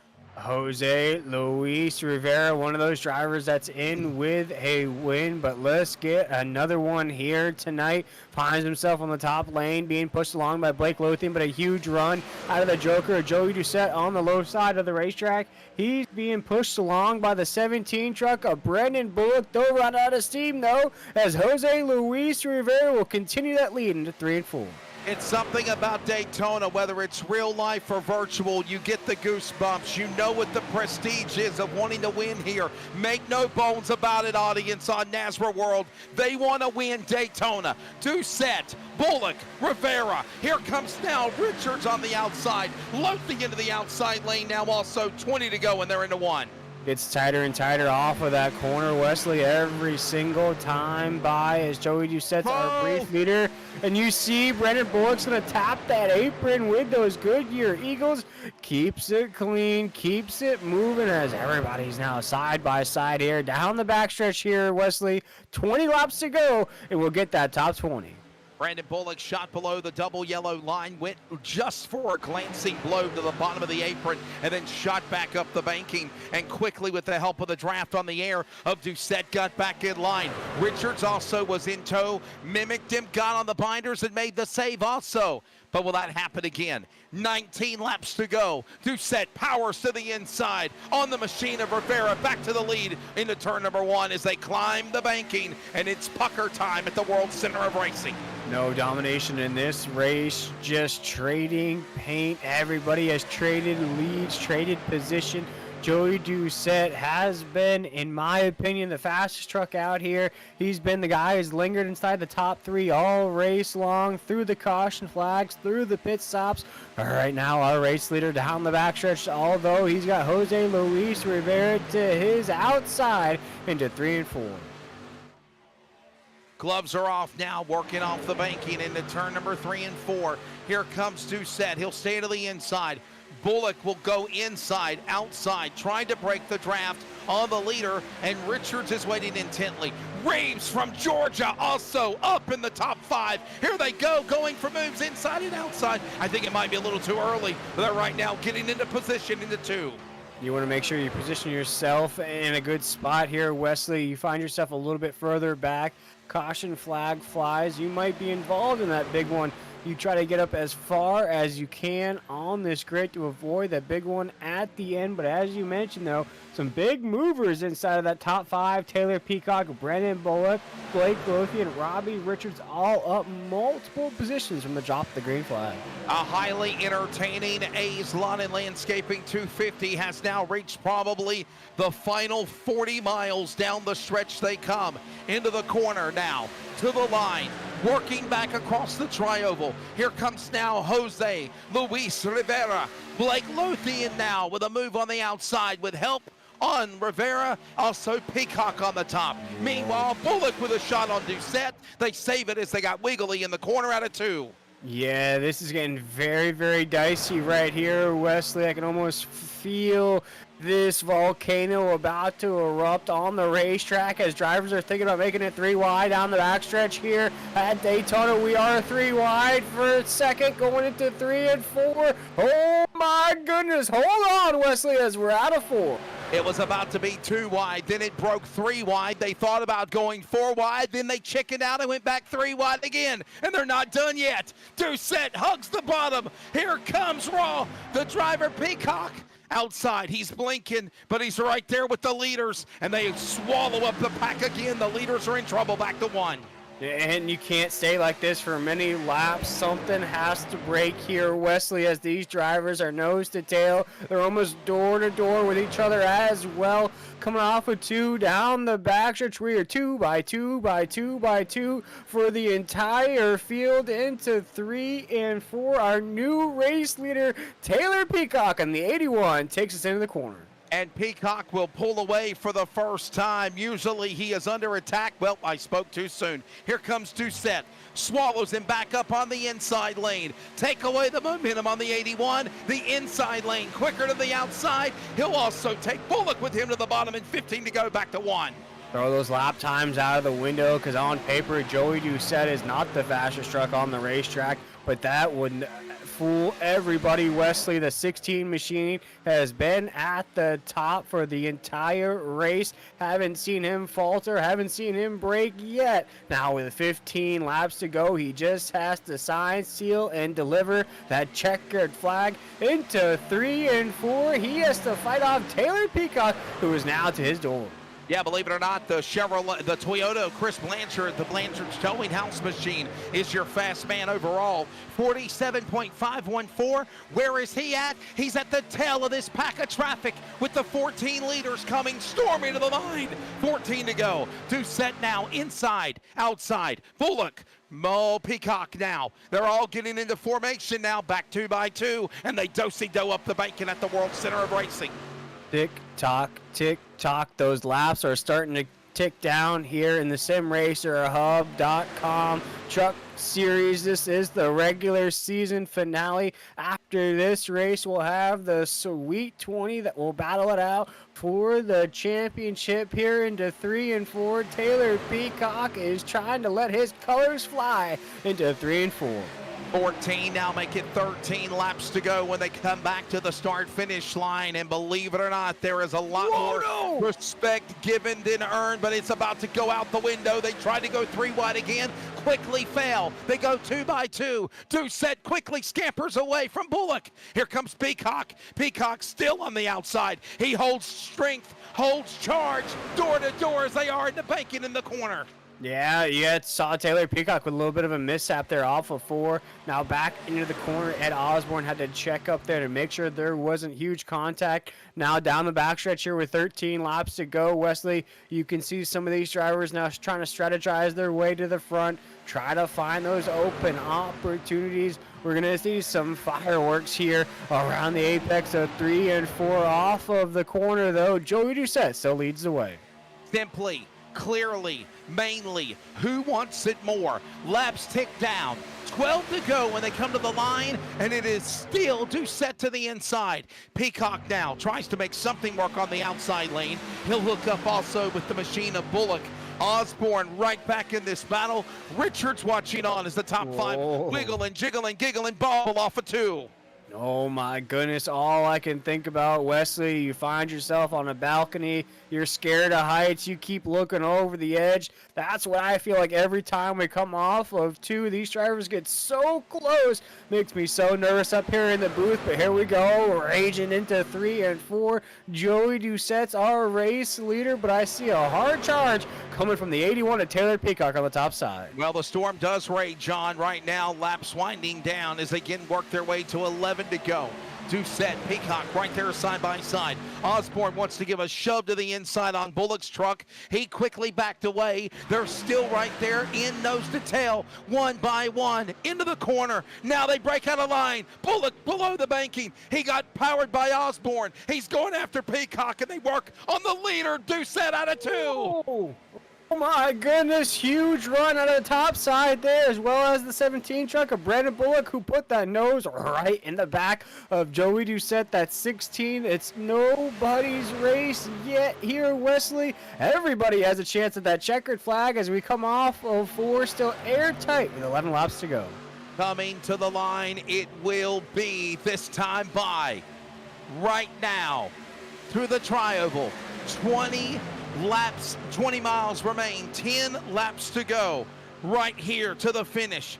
This is now the time when friends become enemies, enemies become friends. Who wants it more? 2.5 miles times 10 laps, 25 miles to the finish, and they work the back stretch with Doucette leading on the bottom again out of 3. This is the money time, as you like to say, Wesley. It's that time to cash in. There's no more season. It's time to be perfect, as they said in Friday Night Lights. Do all of those things and more if you want to make your way into the top 20 here in the SimRacerHub.com Truck Series. As we come off of corner number 4, Wesley, we're going to make it single digits, 9 laps to go.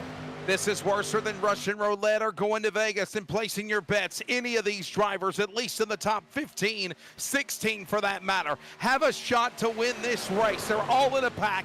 The man from the back could find a way to get to the front, or the front could wreck, or the back can wreck trying to get to the front. So many stories and great pages of NASA racing history about to be determined as here we go again. They break out a line and try to go 3 wide going to 3. The ink pen is out. The pages are about to be written. There will be new stories in the history that is NASRA racing, coming off of the corner here, airtight for the regular season finale. Taylor Peacock will lead this lap, make it 8 laps to go into 1. 8 laps to go now, inside, outside, Doucette to the bottom. Here comes now Bullock. Bullock with a shot on the leader, and Peacock is right there playing possum on the top shelf. Here comes now Osborne, up the banking. Look who's also back in the fight. Cody Henderson, who got slammed to the bottom of the apron, waiting, closing literally to the end. I'm getting tongue-tied. Lap traffic in the way. All of this is going on as they work into 3. Brandon Bullock finds himself in an excellent spot there in that 17 truck. He's our hard charger, up 28 spots from the drop of the green flag. Now with 8 laps to go, he could be the one in victory lane. Taylor Peacock, though, is not finding any friends on the top side lane. He's going to get flushed out briefly, and here comes Mr. Jake Reeves. He is large and charging in that Marconi setup shot machine. Finds himself inside the top 5. Those are lap trucks on the bottom of the racetrack, and they're by call. My goodness! And he sideways. Morales about spun in the apron. He about tagged Meza. They somehow hold it and save it as they work the back stretch. Doucette says, get out of the way as they work into 3. Like a wave pool, the wave comes, the wave forms, the wave keeps flowing. And that's the front pack here into 3 and 4. We just keep rocking and rolling. We're 3 wide for that 5th position. Oh my goodness, Wesley. Hold on here down the front stretch. They are 1 wide. They are 2 wide. They are 3 wide, storming through the tri-oval. Now it's pucker time. It is not pucker time anymore. It is now monster time. Who wants to go to the win? All of this is now going out the window. This is crazy driving to the finish into turn number 1 and 2. Like the scene in Too Fast and Too Furious when all the cars come flying out of the warehouse. That's what it looks like here. Down the backstretch, you got cars moving every which direction, trying to find their window of opportunity to the top of the grid. No moves made, though. Still, Taylor Peacock will take us into 3 and 4 as our race leader, as a lap truck gets out of the way. Let's get it, Brockfoot, the 22. Broadfoot on the bottom of the infield grass. He stays to the inside, doesn't get in the pack. Will he draw a caution? No, he will not. The leaders work their way through the tri-oval. 5, count them, 5 laps to go into turn number 1 and 2. And just like you said, it's a scramble, baby, to determine the winner. Doucette now gets passed by Peacock on the outside lane into 2. Moving pieces all over the racetrack. It's just waiting for that Jenga piece to fall. Will it come right now? Oh, now. Baby's Brandon Bullock comes out of line. Oh, we do have trucks Parsons crashing on the backstretch. No effect on the top side, though. That's Hunter Parsons in the 15. He just got spun. There is a caution. Somehow Bullock started it. He got to the bottom of the apron, went to the inside. Hunter Parsons went to the bottom. He got collected in the scramble in the mid-pack, and the caution will come out here, setting up, believe it or not, possibly overtime in Daytona. If that wasn't enough, the storm is now going into overtime and brewing even more. Wow. Wow. Wow, Wesley. We had quite the finish brewing there towards the end. Late caution flag, as always, here in the SimRacerHub.com Truck Series. We're going to have an absolute barn burner of a finish here tonight. What a crazy, crazy race, and it's down to the end here. Last time they pitted was on lap number 73. We are under 5 laps to go. William Tiller, the question is, do you pit, or is track position key down in this final stretch of the race? You got to know your tires are used up. Here's a replay of what happened off of Brian Chu. Hunter Parsons around in Toyota number 15 to the apron. And it all started when Bullock went to the, Bullock's truck went to the inside and almost caused everybody to check up from there. There's a look at it one more time. There you see Bullock working off of 2, William, to the bottom of the apron. That caused everybody to scamper. And then Chris Kynes into the left rear, or the right rear, the right rear of the 15 of Parsons. And instead of turning him firewall deep into the safer barrier, he spins to the apron of the racetrack. Miller, other guys, Johnson quickly on the binders to miss him. Boy, oh boy, I just don't think you pit. I don't think you pit, William. No, I don't think you What do you can think? either. No, you have to stay out. And I'm looking at the point standings as compared to the leaders right now on the racetrack. Taylor Peacock, part-time driver in the 81 machine. Great win here. Great way to close out the season. You move to Ed Osborne, though, Wesley, right into there in that 28 machine. Coming into this race, Ed Osborne was 25th in the points, 5 positions out of that cut line. The win here tonight, he would lock himself in the regular season finale. What a way that would be to go into those championship races.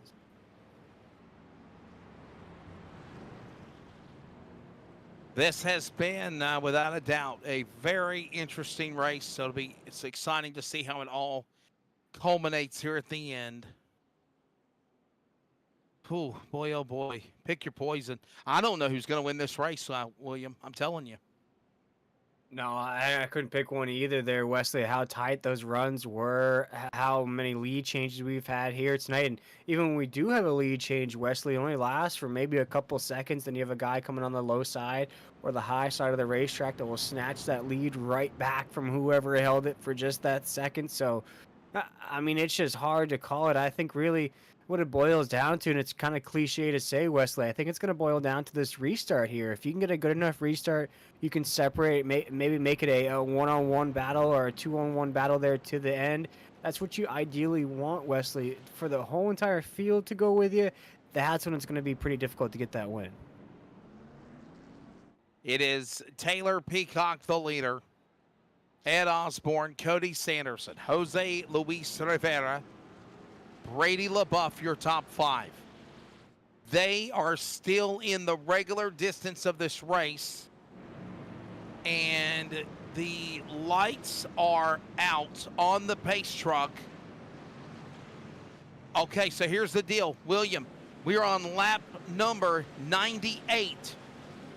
This will be an official 2-lap shootout in the scheduled distance. We have not officially worked overtime yet. Wow. All right. Well, it's all going to be on the shoulders of Taylor Peacock and Ed Osborne. As mentioned, Ed Osborne needs this win to get into the playoffs, Wesley. I don't believe he gets it on points. With a win, though, he's a full-time driver. That would put him into that playoff field. What a way to do it here. The regular season finale. 80s Lawn and Landscaping 250. I couldn't ask for more, Wesley. All right, let's do it. Ready for the restart. Remember this. This is still the regular distance of the race. When they come to the line, it will be green, white, checker. However, if there is a caution that hangs in the balance, William, there is still 3 opportunities at overtime for a green, white, checker shootout. Again, still on the scheduled distance of 100 laps, 250 miles. It'll be lap number 99 to work when they come to the line. It'll be a 2-lap shootout coming to the stripe. This is it. And now, Ed Osborne, who at one time, William, was a part of an accident, will now be trying to bring the cavalry to the finish of the race, along with Taylor Peacock, Jose Luis Rivera, and Cody Sanderson. Joey Doucette, who was the leader, makes a pit stop. Or correction, I'm sorry, he got put all the way back into the top 5. We are going back to green. Who will win Daytona? Peacock pulls away easily on the outside on Osborne. and Jose Luis Rivera will follow, and they work into turn 1 with 2 to go. That's the exact restart I was talking about there. Taylor Peacock's just going to take Jose Luis Rivera with him. It's going to turn it into a one-on-one battle, into 1 and 2. Here comes Ed Osborne on the low side of the racetrack. He's going to try to take advantage of that opportunity. He's now latched on the back bumper of Taylor Peacock on the 81 machine. Oh, no! Oh, no. My goodness, Wesley. Huge Rivera. wreck on the back side And of the there's racetrack. the big one. Oh, my, the big goodness. one. Rivera, LaBeouf. Wow. Looks like Jeffrey Johnson again. Morales is involved. There is the machine of, is that Rivera? Wow. Oh, wow. Osborne wrecked. And who comes out smelling like a red rose or a green rose? Taylor Peacock. Oh, and the Joker, Joey Doucette, somehow weasels through the calamity again. Look at this replay presented by On the Pole. Watch this, William Tiller, down the back stretch. And now, by the way, overtime is happening. Race overtime 1 on deck. Oh, man, look at that. That's heartbreak. Rivera, Osborne. William, did you see Doucette, though? He slammed off the safer barrier, though. Even though he's in second, he did get into the wall. I wonder how much damage might be on the 16 as we go to overtime. Yeah, there's going to be probably some damage to the 16, but I'm still looking at the fact of Ed Osborne there. Needed a win to get in. I'm not sure if what he did in this race will get him into the playoffs, Wesley, and to have it. And on essentially the backstretch, you had basically a half a lap to go. Once that white flag flew, the race was official. Man, just absolute heartbreak there for Ed Osborne. Another thing to consider, Hunter Parsons wrecked, by the way. I think I said it was Morales. Hunter Parsons in the 15 caught up in it again. My monitor is so blurry when that wreck happened. It's hard to tell. Also Sanderson there. Yeah, Cody Sanderson involved in the 14 as well. And let's look at it one more time. This is on board, I believe, with Robert Richards, the Gaffney, South Carolina driver. Is he at fault? No. We're showing Doucette. Oh, yeah, look at Doucette in the wall. Right there. Hold on to it. Osborne coming at you. Whoa! And look at Richards. It's hard to tell what actually brought out that caution there, Wesley. I think there was just a lot of movement there in that pack, and I think just the smallest of dominoes fell, and that just caused everything. And, William, here's something you got to think about, too, bud. They were not up to full speed. As you said, they were all in a pack with one another. So it takes a lap or two, just like in real life with these trucks on the super speedways, to get up to full song. They were all bunched up with one another, and then you saw one little slip, and then there's a chain reaction from there. Yeah, it looks like from here, Sanderson got tagged, and Osborne and Rivera got clipped. Let's watch this right here. Look at the 14. I want to say the 14 hit the left rear of Rivera and then hit Osborne, and it turned everybody into the pack. Watch the replay. I think maybe Rivera went up on the racetrack there, made contact with a 16 to Doucette, and that just caused a chain reaction there, Wesley. Yeah. Now that I see it from a different angle, I don't think Sanderson really was involved in it. It looked like here comes Doucette. Left rear hit on Rivera's truck. That got him disturbed. He bonsaied off the passenger side of Sanderson into the side of Osborne, into the wall, Doucette off the fence. And then everyone else, as we mentioned, bunched up with one another, chain reaction. Johnson, LaBeouf, Blanchard, Miller, just a scramble to miss the accident. By the way, Jose Luis Rivera on pit road on a pit stop. And we have lights off on the pace truck. William Tiller, we go to overtime number 1. This is overtime number 1. Yeah, and I think it's a huge overtime in the sake of we don't really know who's going to win the race. We don't know who's going to make that top 20 now. We look at Taylor Peacock. He's a part-time driver. He can get this checkered flag. Joey Doucette, who's been in the top 3 all race long, he could get it. We also look at Hendrickson right there, a new driver in this series. He could get it. Jacob Klinkert in the 1. He's been quietly excellent all race. He could get the checkered flag. Also, Jake Reeves, our colleague here at the NASCAR 360 Racing Network, he could get it right there. Anybody's race now here in this overtime session. By the way, if you're a fan of Daytona, don't forget dual race number 2 for the NASCAR Special Events Kings of Daytona in preparation for the NASCAR 250. Duel 2 this Thursday night, 9 p.m. Eastern Time.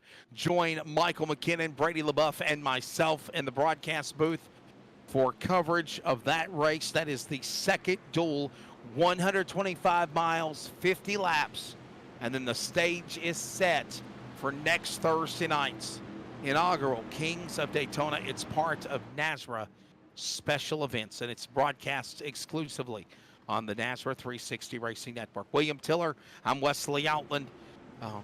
Adam Flieger has done a phenomenal job bringing you the exciting virtual video images and just moments of what's going on here. And William, boy, stack up the deck. We're not done yet. I don't think we're going to see a checkered flag either right now. No, we'll find out. Absolutely not. Yeah, we're going to find out in just a second here. Watch this restart. Who gets the jump, Wesley? Serve Pro Caution wraps up, and boy, again, a second burst of overtime, same as the first. And here comes now Peacock with another good restart. Don't want to pull away too much, and you got to wonder how much damage might be on the Doucette truck. Also, Cole Hendrickson on the outside. He's going to get some help. Bottom of the racetrack, Klinkert with Doucette off of 2. Yeah, right now, just moving and shaking, trying to keep it cool here off of corner number 2. Joey Doucette's going to get a big push from Jacob Klinkert in that 1. The 81 machine of Taylor Peacock, he's being pushed along as well.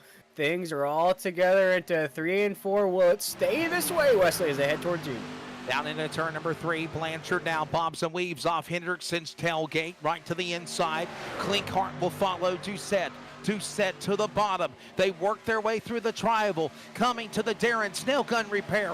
1 to go at Daytona. Final lap of the regular season. Who's going to be the Sweet 20? Final time, overtime into turn 1. Peacock on the outside, but not for long, as here comes Hendrickson on the bottom into 1. Oh, what a Superman move. That was, oh my goodness, huge wreck. Henderson into the wall. Taylor Peacock as well. Chris Blanchard takes us off at 2 as our race leader. Jake Reese on the outside. Jacob Klinkert there as well. Wesley is we're into 3 and 4 for the race win. It is a big crash in the back off the bank and into turn number 2 to the super speedway super stretch.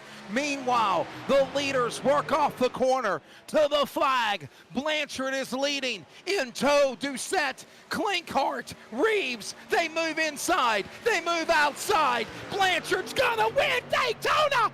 Wow! Chris Blanchard at one time crashing makes his way back through the race, through the storm, and wins here in Daytona over Doucette, the Joker. Klinkert will finish 3rd. I about lost my voice. Oh my goodness, what a race. Chris Blanchard just wins here in the regular season finale. Only 3 top 10s on this season. Make it another one. He needed it. He's in the playoffs. He may have raced his way in, Wesley. He may have done it. We'll have to wait and see here. But he may have clinched his spot there with a regular season finale win. We'll wait and see how those chips fall. I'm sure we'll find out during those post-race interviews. Wow. But Chris Blanchard with an absolute huge victory here tonight at Daytona. Let's see the last lap one more time as Chris Blanchard is celebrating down below the flag stand in the tribal grass. That last lap presented by On the Pole Instant Replay. My goodness, William Tiller, the field imploded from within. It was just a wreck at the front, and then everyone just holding on in the back to somehow find their way through it. And if you thought the wreck on the back stretch was the big one, we just saw almost the entire field taken out but 5 trucks coming to the start-finish line. And Chris Blanchard survived the block. He survived the bump and run. He survived everything coming after him to win this race. Watch the last lap, and honestly, Adam Flieger, you need to go back to the front runners where Peacock and Hendrickson were. When the wreck happened, William, you had the privilege to call this wild part of the race going down the backstretch coming to the white. Yeah, and you just look what happens here. The race is official here down the backstretch, and you just start to get those dominoes, those fireworks to go off there. Taylor Peacock takes us off with 2. You see what's happening behind him, some shaking, some moving going on there. That's Jose Luis Rivera right there in the 20, and it's just like gonna get trucks bouncing off of one That's another. the previous The old caution. one, yeah. Yeah, that's the old caution, Adam. We need to see the one in turn 1 with Peacock and Hendrickson, dude.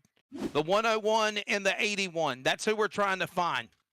Here we go. Now you're caught back up. Watch this, William Tiller. Go ahead, buddy. Yeah, no, it's wild right there, and it's hard to tell from that angle there, Wesley. No, there's no. You can tell. Peacock firewall deeped the 101 of Hendrickson. You're on the last lap.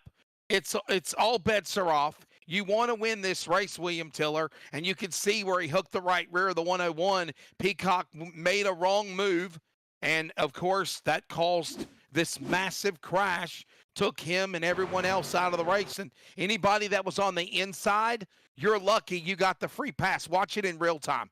Look at this again. Put it in regular mode. Watch this, William. Look, you're on the bottom, you're free. Look at that. Wow. Crazy way to end the season. And then meanwhile, we pick up the leaders after that crash happens. Let's stay with Blanchard, the 9. He's on the inside. He finds a way to weasel around Doucette and the crash because your top 2 trucks just wrecked out. He's on the bottom. Now pick up the 9. Blanchard down the back straightaway. And there he goes. And that's exactly, William Tiller, what he had to do to finish this race. And look at this, William. It was not easy. He had a hungry hornet's nest of 4 trucks coming after him.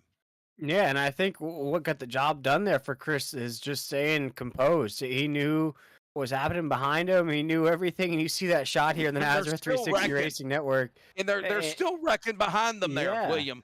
Yeah, but he just kept his cool. As you mentioned, had about 3 or 4 trucks on his tail there coming onto the front stretch and didn't move, didn't falter, didn't kill that draft at all, just rode that line all the way to the start-finish line. And that's what you have to do there, Wesley. You have to keep calm, you have to keep cool, and you see it right there. Barely moves with it, and just an excellent job of killing that momentum out of Joey Doucette, getting the job done. I mean, just an excellent win out of the 9. And William, I will give mad respect to Joey Doucette. He could have turned him into the fence. He could have went below the double yellow line to try to make a move on him. He did not. He backed off and let Blanchard have that win. I know he was competitive and doing everything he could effort-wise to make it happen, but definitely did not crash the 9 coming to the start-finish line. And for Chris Blanchard, his fingers are crossed for that Toyota to hopefully see if he has done enough with this win to put him in the Sweet 20 in the playoffs that start next Monday night at Charlotte. Yeah, we have to wait and see, but it looks like we're ready to rock and roll with that we top told 3. We told you, audience, that this was going to be a memorable race. We told you that this was going to be one for the ages. We told you that even though drivers, William Tiller, have won races and are in the playoffs, they're going to want to win this race. So many factors in this play to determine tonight's A's Lawn and Landscaping 250. Probably it did not disappoint. I would say maybe NASCAR Race of the Year, and Clinton, Maine's Chris Blanchard has won here tonight. Let's take a look at the result. No, let's go to Victory Lane real quickly now, actually. We'll show the results when we go off the air. William Tiller, we're going to grab the winner, Chris Blanchard, and put him in Victory Lane. And Chris, boy, oh boy, what a race. What an event. You did what you needed to do to even survive from the bad luck earlier in an accident that wasn't your fault. And Highline Racing is in victory lane. And I think, fingers crossed, you might be going to the playoffs. But what a race. That was unbelievable finish. I can't believe I can't believe I won. Like, I didn't have the race that I wanted to. I wanted to qualify up front, run up front, lead some get some stage points, but I just didn't have that. So I just rode in the back and was there at the right time and had the right pushing. Man, this without a doubt was a highly interesting race for sure. What do you take? What do you take from this moment to see if you did what you needed to do to possibly put yourself in the playoffs? And I believe my colleague William Tiller will have that verdict here in just a moment. But can you please answer my question, buddy?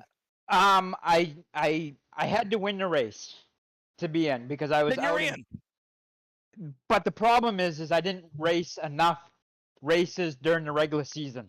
So I would have had to point my way in, and I was 60 points behind.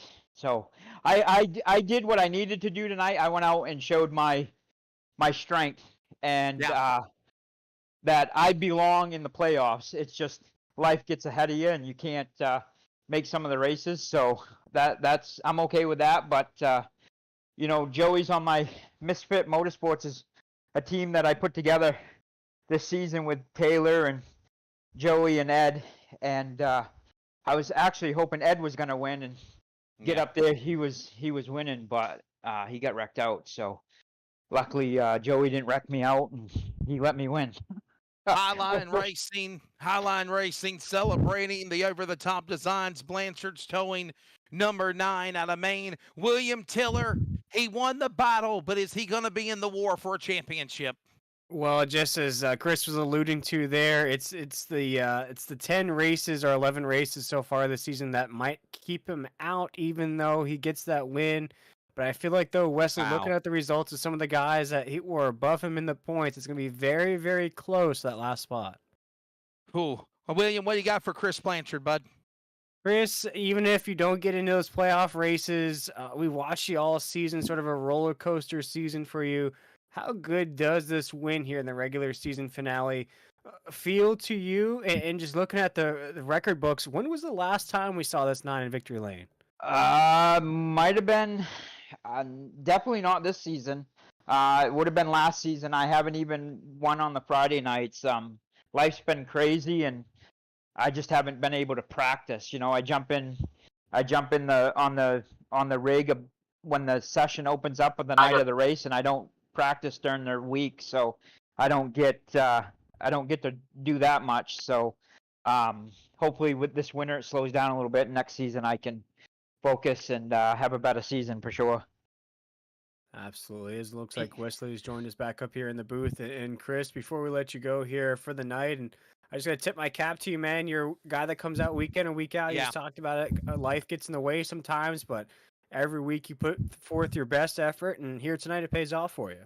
It does. And I want to thank Jason Morales for having me on Highline Racing, Tyler Dipner, Hunter Parsons, Steve Barnett, and Cole. He was I don't know what number the 101 truck. He started being in the Discord channel with us the last couple weeks, so he's a new guy, and I was actually going to push him. I was content running second behind him, but he decided to turn right coming out of 2, so I took his spot and was able to win. So and then I got Over the Top Designs and them John Hartwick that does all my paints and stuff like that on Friday nights. It's a great league to be in. Everybody, you guys do a great job. Brady does a great job.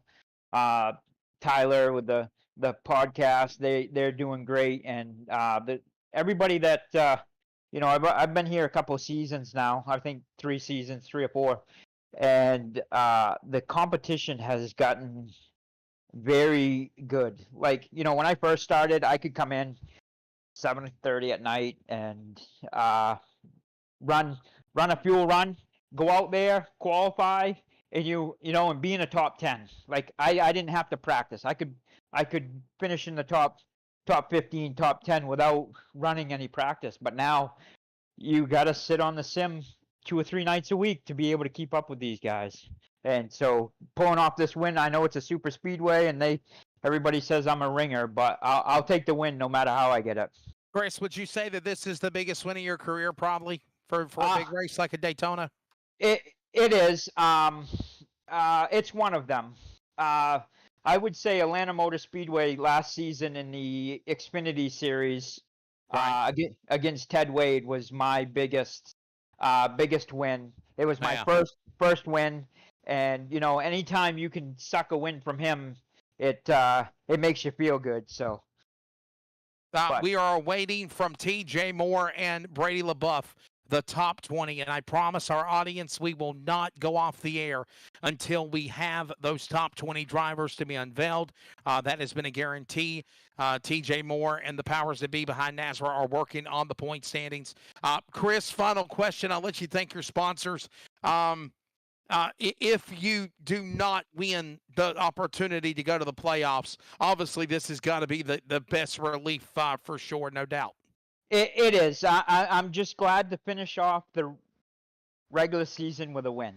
Like that was my goal, is to come win tonight, and the powers that be let me do it. So if I don't get in the playoffs, I'm okay with that. I'm gonna show up next week, and I'm gonna show my strength for the rest of the season, and then go start fresh next season.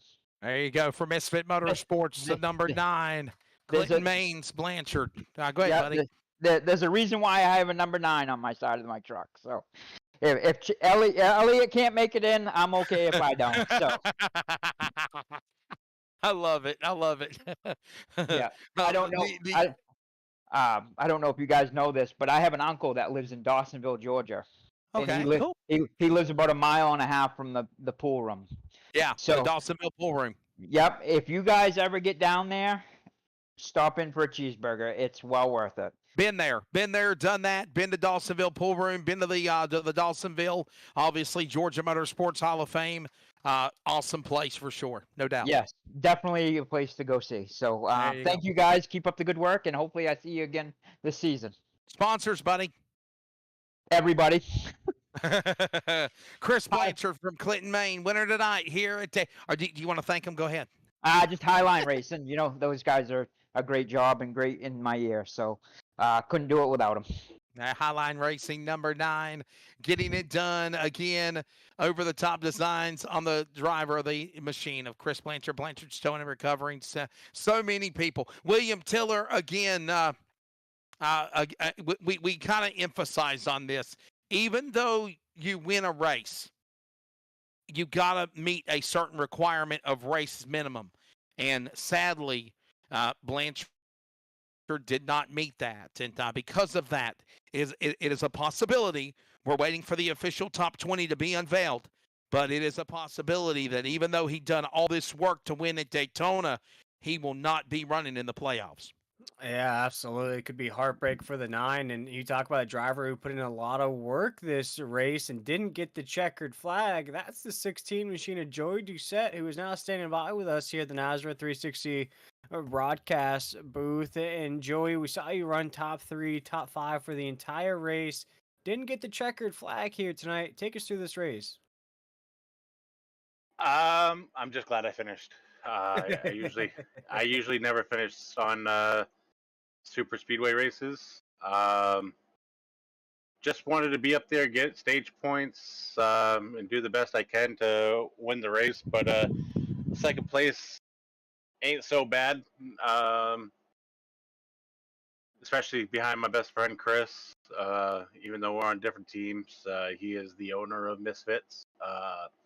So finish me on the boss. I'll take that. And looking at this race here tonight, and I think I mentioned it on the broadcast, you weren't the fastest truck up there in that lead pack. You weren't showing fast lap times, but somehow, some way, Joey, you were holding down the top 3 positions, blocking top side, blocking low side. What was that newfound confidence or that newfound speed you were finding at the top of the grid? I do a little other racing on Thursday Thursday nights with a group of guys in the trucks, usually at Talladega, and yeah, I started getting confidence at super speedway races, and it just, hit me. It just, I wanted to do good, and I got enough practice, and I just tried to stay up there and do what I do over there. I mean, usually I wreck over there too, um, but yeah, I mean, a lot of practice at these super speedway races. Usually I'm out back and just trying to avoid everything, but it seems like I'm getting caught up most of the time. And I said, nope, I'm not going to do that tonight. And I guess it paid off a little bit with the P2 here. Clinton, Maine, Oakland, Maine. There's got to be something about these Maine drivers running in Nazareth. Joey Doucette, what's your take on that? It's good to have Chris around. We live 18 minutes apart.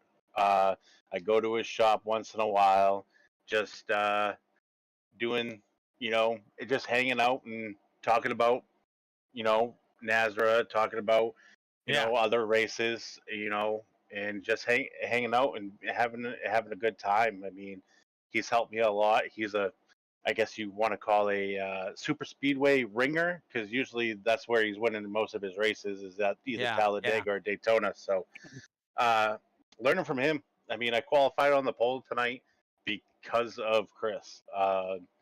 He definitely taught me how to get around this place, and I appreciate him, and I appreciate my team, and wish we could have, wish we got the W, but finishing behind the boss and making him happy.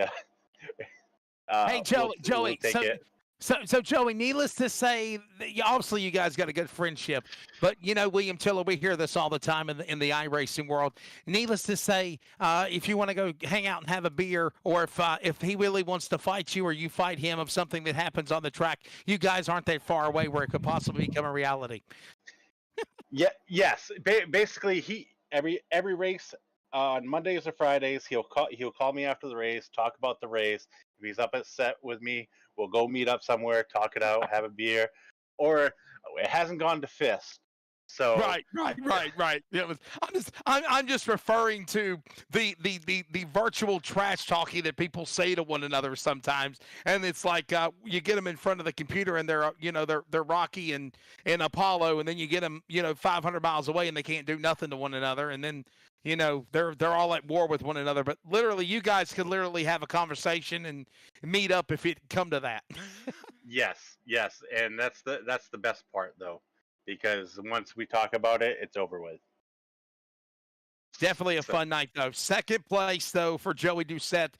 We are going extended with William Tiller and my drivers and myself in the top 3, because we want to give you the official top 20 before we sign off the air. That is very important. I know Brady and TJ Moore are right now going over that as we speak for Nazareth, and we will get that, William Tiller and I will, before we go off the air.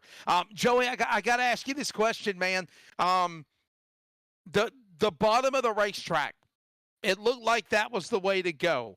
When did you finally say, okay, I might need to try to do something on the top? And then as soon as you did that, you said, oh, no, I got to get back to the bottom. Was the bottom lane the best line on the racetrack tonight? Yes.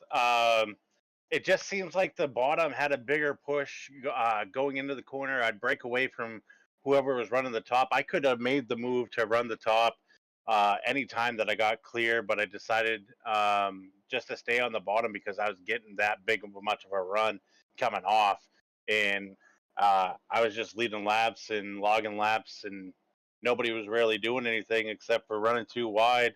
But yeah, the top side was a little bit hairy. You really wanted to get pushed out front, and once you got pushed out front, you're basically straight to the bottom. That's where you wanted to be. Oh, Joey Doucette, the driver, number 16 truck out of Oakland, Maine. We appreciate you taking the time with us here, my man. Good luck in those championship races. I'm sure we'll talk to you soon. All right. Appreciate it, guys. Thank you. Sir, that was Joey Doucette coming home second here tonight. It is now time to catch up with our third place finisher, a driver who's been waiting to be interviewed there, Wesley, the driver, the number 1, Jacob Klinkart. they are still having a conversation of how the points will shuffle out. I am literally just blown away that literally they are trying to check video, they're checking video, they're checking things at time of cautions, who was wrecked, who went out, who pitted, who didn't. There is a massive effort being done to make sure that whoever the top 20 are, that it is done right and it is unveiled one time and one time only without any retractions. And I promise you, we will stay right here with you for an extended coverage. Usually I got to get off the air. I've got another iRacing broadcast commitment. Luckily, they're off on this Labor Day, and this was the big race on this Labor Day Monday night. William, working with you. Jacob, I guess we could say the same thing about you and Blanchard. I mean, him winning, you finishing third. You had problems in the beginning of the race, kind of got caught up in a stack up that wasn't your fault. And then you kind of played possum, hung in the back, climbed your way back to the front at the right time. You happy with the podium here? I'm thrilled with the podium. I've been having a really rough season this season, and even in the Friday night series, I feel like I'm just like straight up downright slow on speed. Other than a couple nights, and even tonight, like this is one of my favorite tracks, Daytona and Talladega, and I was slow here tonight than what I usually am. So to come out of here with a podium is phenomenal. I'll tell you what, it got crazy hectic down there at the end. What did it mean just to be there in the hunt of things whenever things went to overtime? It meant a lot, especially on that one of the last two, not the last wreck, but the wreck before that. I definitely thought I was gonna be caught up in it. I made a dive to the bottom and the inside, and I somehow avoided it. It was close, but I'm just glad to be there. I had like 40 seconds total damage throughout the whole race, so I knew I wasn't a car to beat, but I knew I could at least stay up there, get a top 5 or better. Couple of main drivers finishing 1 and 2. William Tiller, St. Louis, Missouri, from the land of the Arches, finishes in third of the Show Me State in the number 1 truck. Yeah, Jake, we saw you up there racing inside that top 5. You know, your purple machine didn't really fade out too much. Coming off of Daytona, you know, you look forward into those playoff races. Looking at those point savings to come out here, how you feeling going into those playoff races after tonight's performance? Feel pretty good. If I can get my speed back, Charlotte's a really good track for me. I did really good the last couple Friday night races I've raced there. I don't think I could do any worse on a Monday night, so I'm hoping to come out blasting through Monday night and maybe get a win, lock myself into that next round, and go from there. There we go. And Wesley, anything else for Jacob Plinker, our I'm third just place wondering if finisher here? I'm just kind of wondering if, you know, do you feel like, Jacob, you're in the playoffs, or do you know that you're going to be on the outside looking in and you're just kind of looking for a checkered flag and a reset for next year? I know I'm low on I'm low on starts, but I'm pretty sure I made it on points. Last time I looked, I was 14th or 15th in points, so I'd be surprised with even the podium tonight and all the guys that are getting stage points, and I didn't get any that I'd knocked down that many spots, but we'll see what happens. All right, buddy. Well, a top 3 finish for you. Before we let you go, thank your sponsors, man. Big shout out to Brute Force. Those guys, big help in my ears throughout the whole race. Big shout out to you guys for working this Labor Day weekend, coming and filming for us. All of Nazra, Sim Racer Hub, and of course my painter. This month and next month are childhood awareness, cancer awareness. So big support coming out here with these guys racing hard and seeing what happens. Jacob Klinkhardt from St. Louis, Missouri will finish in the number 3 spot here tonight at the Virtual World Center of Racing. Again, we await to hear from, of course, we await to hear from Nazra. We await to hear from Brady LaBeouf and TJ Moore. I think it's official, Wesley. I think we have our top 20. Well, can we bring in Brady? Let's bring in Brady LaBeouf real quickly, the president of Nazra, and we'll bring him in here if we can, and he can be able to talk to us real quickly. Brady, first off, before we unveil the top 20 of who's going to the playoffs for Season 2 of the Nazra Sim Racer Hub Truck Series, and I know you were a part of this race, but my goodness, what an entertaining night tonight here at Daytona. Oh, absolutely, Wesley. It was. I think it was one of the better super speedway shows for us in the series. The race had it all. Very intent. There were so many storylines. We tried to paint those pictures and more to our audience. But Brady, at the end of the night, besides the celebration of Chris Blanchard being the winner of the A's Lawn and Landscaping 200, the big elephant in the room is who is the Sweet 20? Who are the Fast 20 that will be going for a chance at a championship? Which, by the way, Adam Newbert won it last year, and I don't even think he's coming back to repeat. Who are these drivers that we will see as we get off the air? Who's your top 20? Yeah, well, Adam Newbert will not be in the playoffs, so we will have a new champion. Chris Blanchard actually does not make the playoffs, even though he won tonight, because he doesn't have the minimum of 12 starts. So Chris Blanchard is out.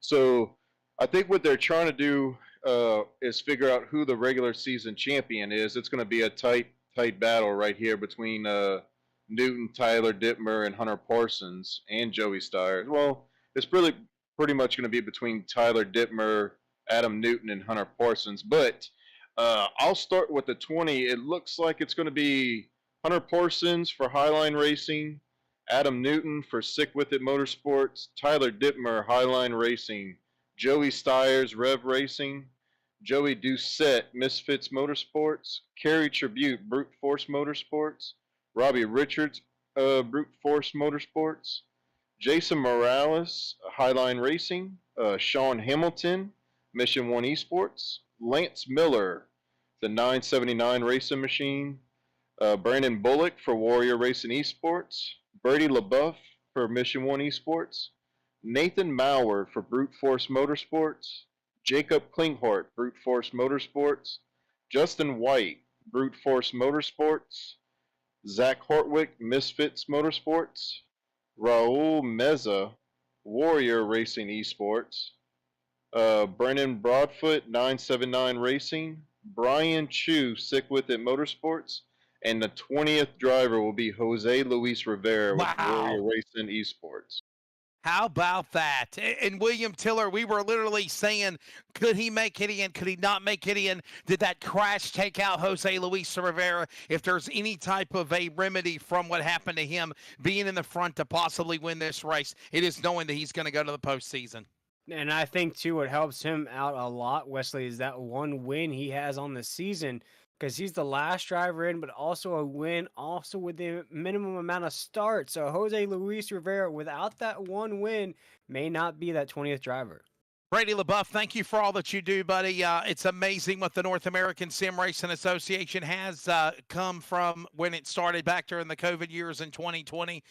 We are enjoying being along for the ride, and I think it's going to be fun to find out who the new Season 2 champion will be for the Sim Racer Hub Truck Series. And let people know, if they're iRacers in the audience, that once we crown a champion after the playoffs, you're invited to come run, but we turn around, take a week off or two, and then we reset and go right back at it again for Season 3. You can literally get a chance to make a run for our NASRA championship title.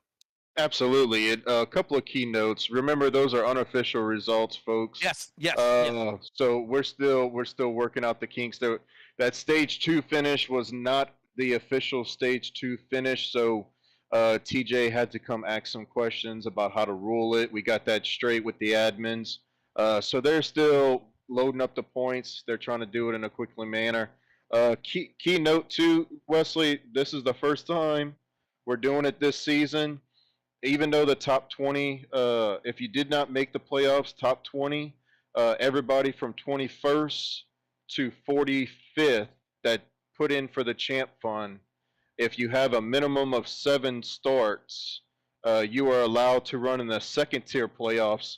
So those group of guys, they'll have a second tier playoff system, and whoever finishes 21st, which be the champion of that second tier, is going to win $150. So how about that? A lot of big things that we're trying out this season to kind of keep everybody involved. So all these guys that didn't make the playoffs, they still have a lot to fight for. And we have a lot of changes coming for Season 3. We already had the schedule out for the drivers to kind of look over. We'll be announcing that on the broadcast. So a lot of great things coming, and especially this playoff run. I mean, we're sad that Adam Newton's not going to be able to defend it, but It's going Adam to be a lot Newbert. of hunger. Yes, Yeah. I'm sorry. Newbert. Sorry, Newbert.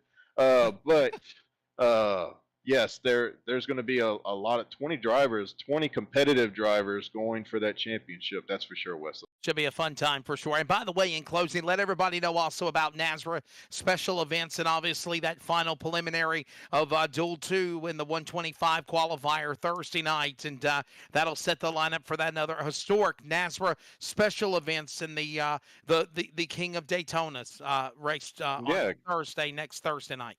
Yeah, duel number 2 is this Thursday night, 9 p.m. Eastern time. Wesley will be on the call, myself.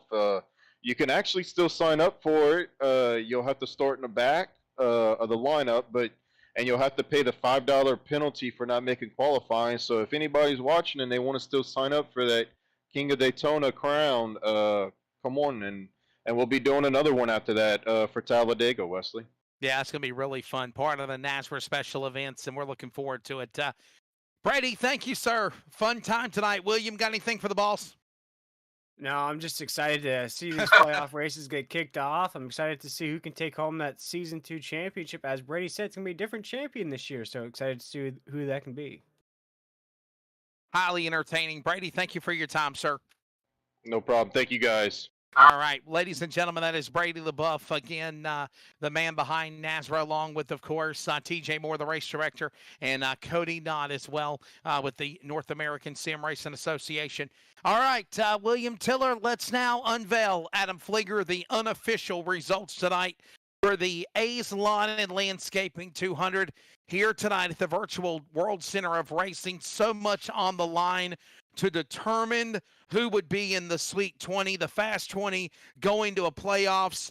Some drivers on the cusp of the outside looking in. Brady, I'll bring you back with our crew so you can go back and join whatever else is going on there with final tallies of the points. But here it is, unofficial. At least I would say the race is official, William Tiller.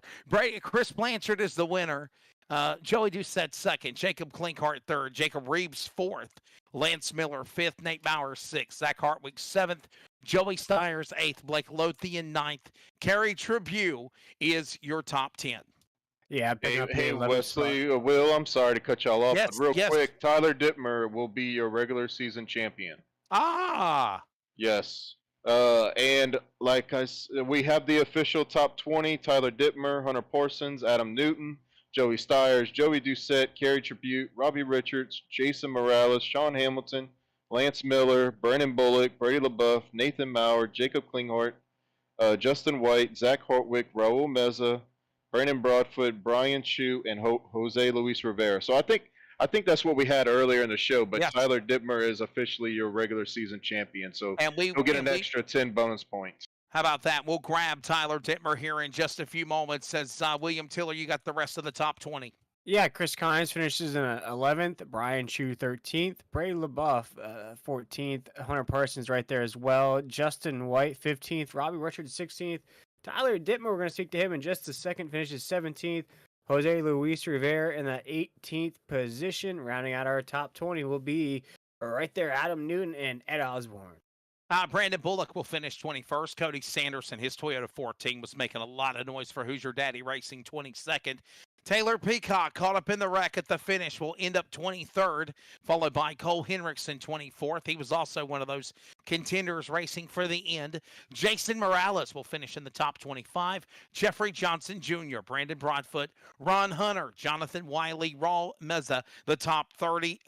Big props to the Serve Pro 37 team out of California in the playoffs, though. Steve Barnett, Donnie Lyons, Torrey Thompson, and Tyler Daniels.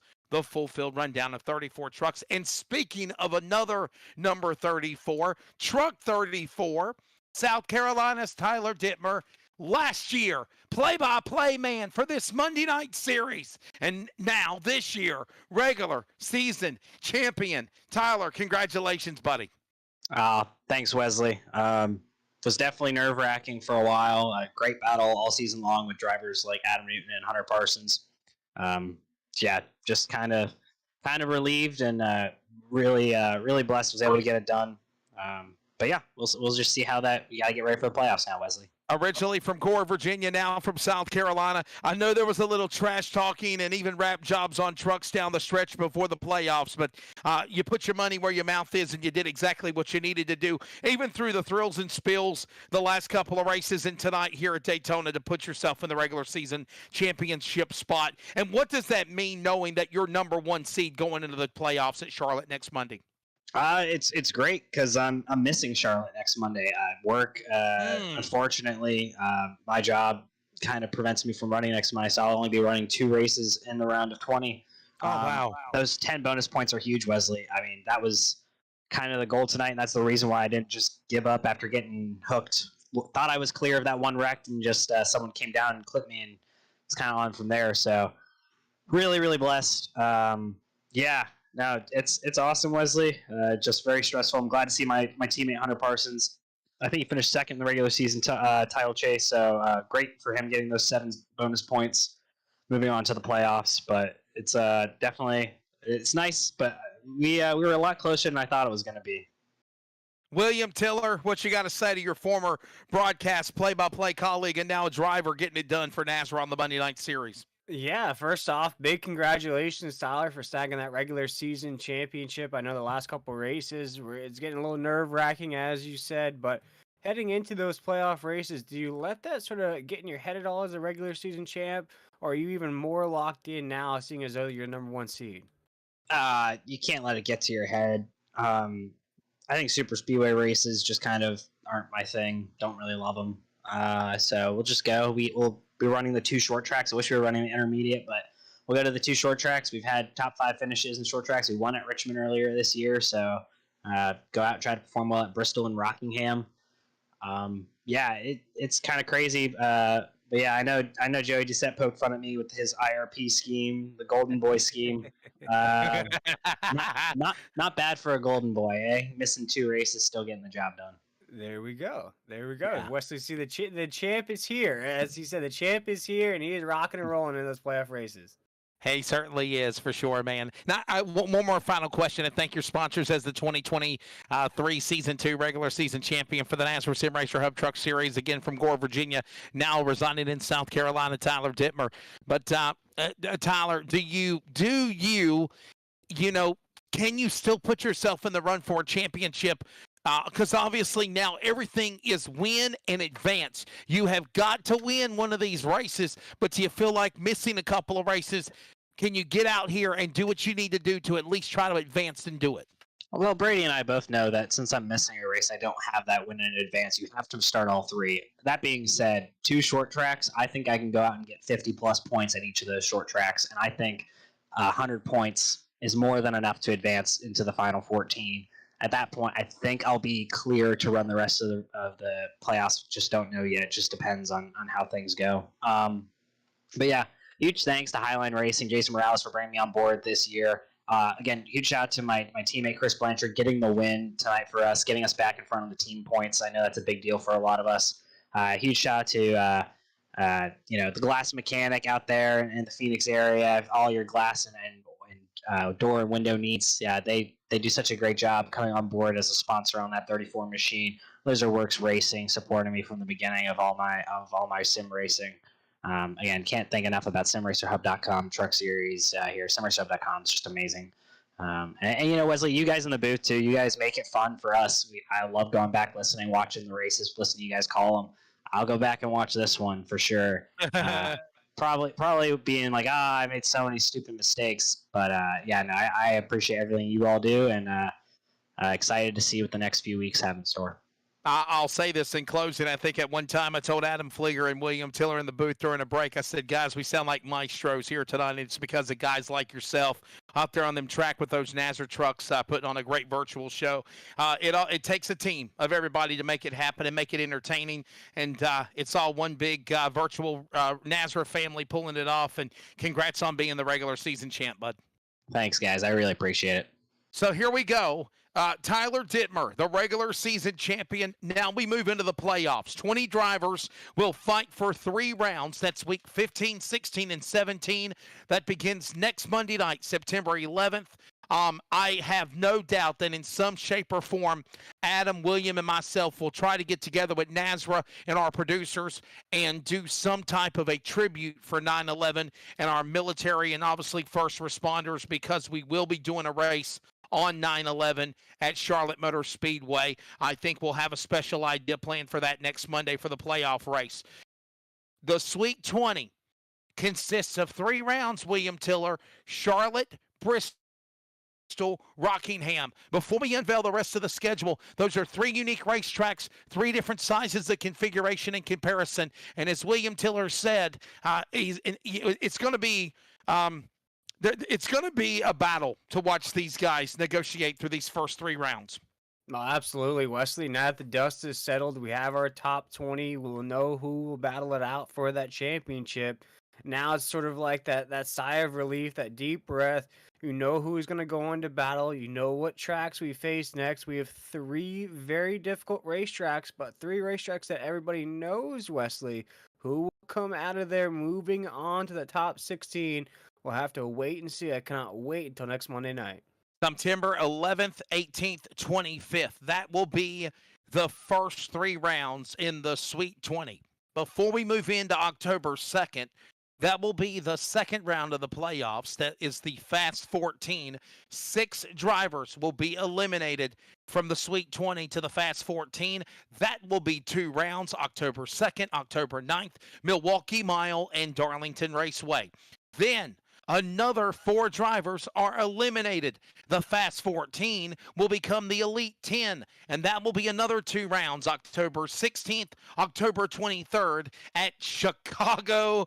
The penultimate race, just like Daytona for the regular season, William Tiller, will be at Talladega. Will you have it any other way? Oh, not at all, Wesley, especially this way the season has played out. It came down to overtime here in the regular season finale. What these playoff races have in store can only be just exactly what we've seen all season long. And the championship 6. 4 will be eliminated from the Elite 10, 2 rounds to the championship 6 finale. 6 drivers for the championship. Auto Club Speedway, Monday night, October 30th. That'll be a special day because I'll also remember that date because that's my dad's birthday. He'll be 64 years old. So October 30th, not only Daddy's birthday, but also the finale for the championship. And we will crown, as we mentioned, a Season 2 champion. And it will not be Toccoa, Georgia's Adam Newbert, who was the Season 1 title holder. It was a good one, Adam Flieger. You did a great job tonight. William Tiller, I said we were maestros. Hell of a broadcast. Probably one of the best NASRA races we've ever worked together. Your final take of Daytona and the A's Lawn and Landscaping 200. And now, brother, it's on to the playoffs. Yeah, absolutely, Wesley. Just fireworks here tonight. That's all I got to say. It was fireworks from the drop of the green flag. It was fireworks to the very end of this race, Wesley. Always a blast here on Monday nights. We hope you enjoyed it, the archives and replays, and I'm sure NASCAR is probably going to put together some kind of a highlight reel because this was, without a doubt, one entertaining race not to forget. Thanks for all of our viewers. We appreciate it. Check them out at NASRA Racing on social media, Facebook, X, and Instagram, and NASRA-Racing.com, the official website of the NASRA 360 Racing Network on YouTube. Don't forget, Dual Race 2, 125 miles, 50 laps, for the final spot, the final qualifying race before next Thursday night's King of Daytona dual race. The Kings of Daytona NASRA 250, the inaugural event, part of NASRA special events. That'll be, of course, on Thursday night. Also, Friday night, we have another race going on with the Cop Series. William, what's on deck after their road course race at Daytona this Friday? Yeah, road course race last Friday, and then we move into a little bit more of what these drivers are used to. Heading into next week there, Wesley, we're heading to Rockingham. Then we'll hit Talladega and then Lucas Oil before that all-star race. And Charlotte Motor Speedway next Monday night for round number 1 of the Sweet 20 playoffs. Again, for 20 drivers and for the opportunity for everybody else on the outside looking in, an initiative to Run for Points Fund as well for 21st spot. That's pretty darn cool. Thanks for checking us out again tonight here from Daytona. For Adam Flieger, William Tiller, Wesley Outland, thank you to TJ Moore, race director, and of course the people behind NASRA with Brady LaBeouf and Cody Knott. Thank you for joining us for the A's Lawn and Landscaping 200. Congratulations to Chris Blanchard, winner tonight at the virtual World Center of Racing. Good evening from Daytona. We'll see you at Charlotte, the Mecca of Motorsports, Round 1, Season 2 playoffs next Monday night.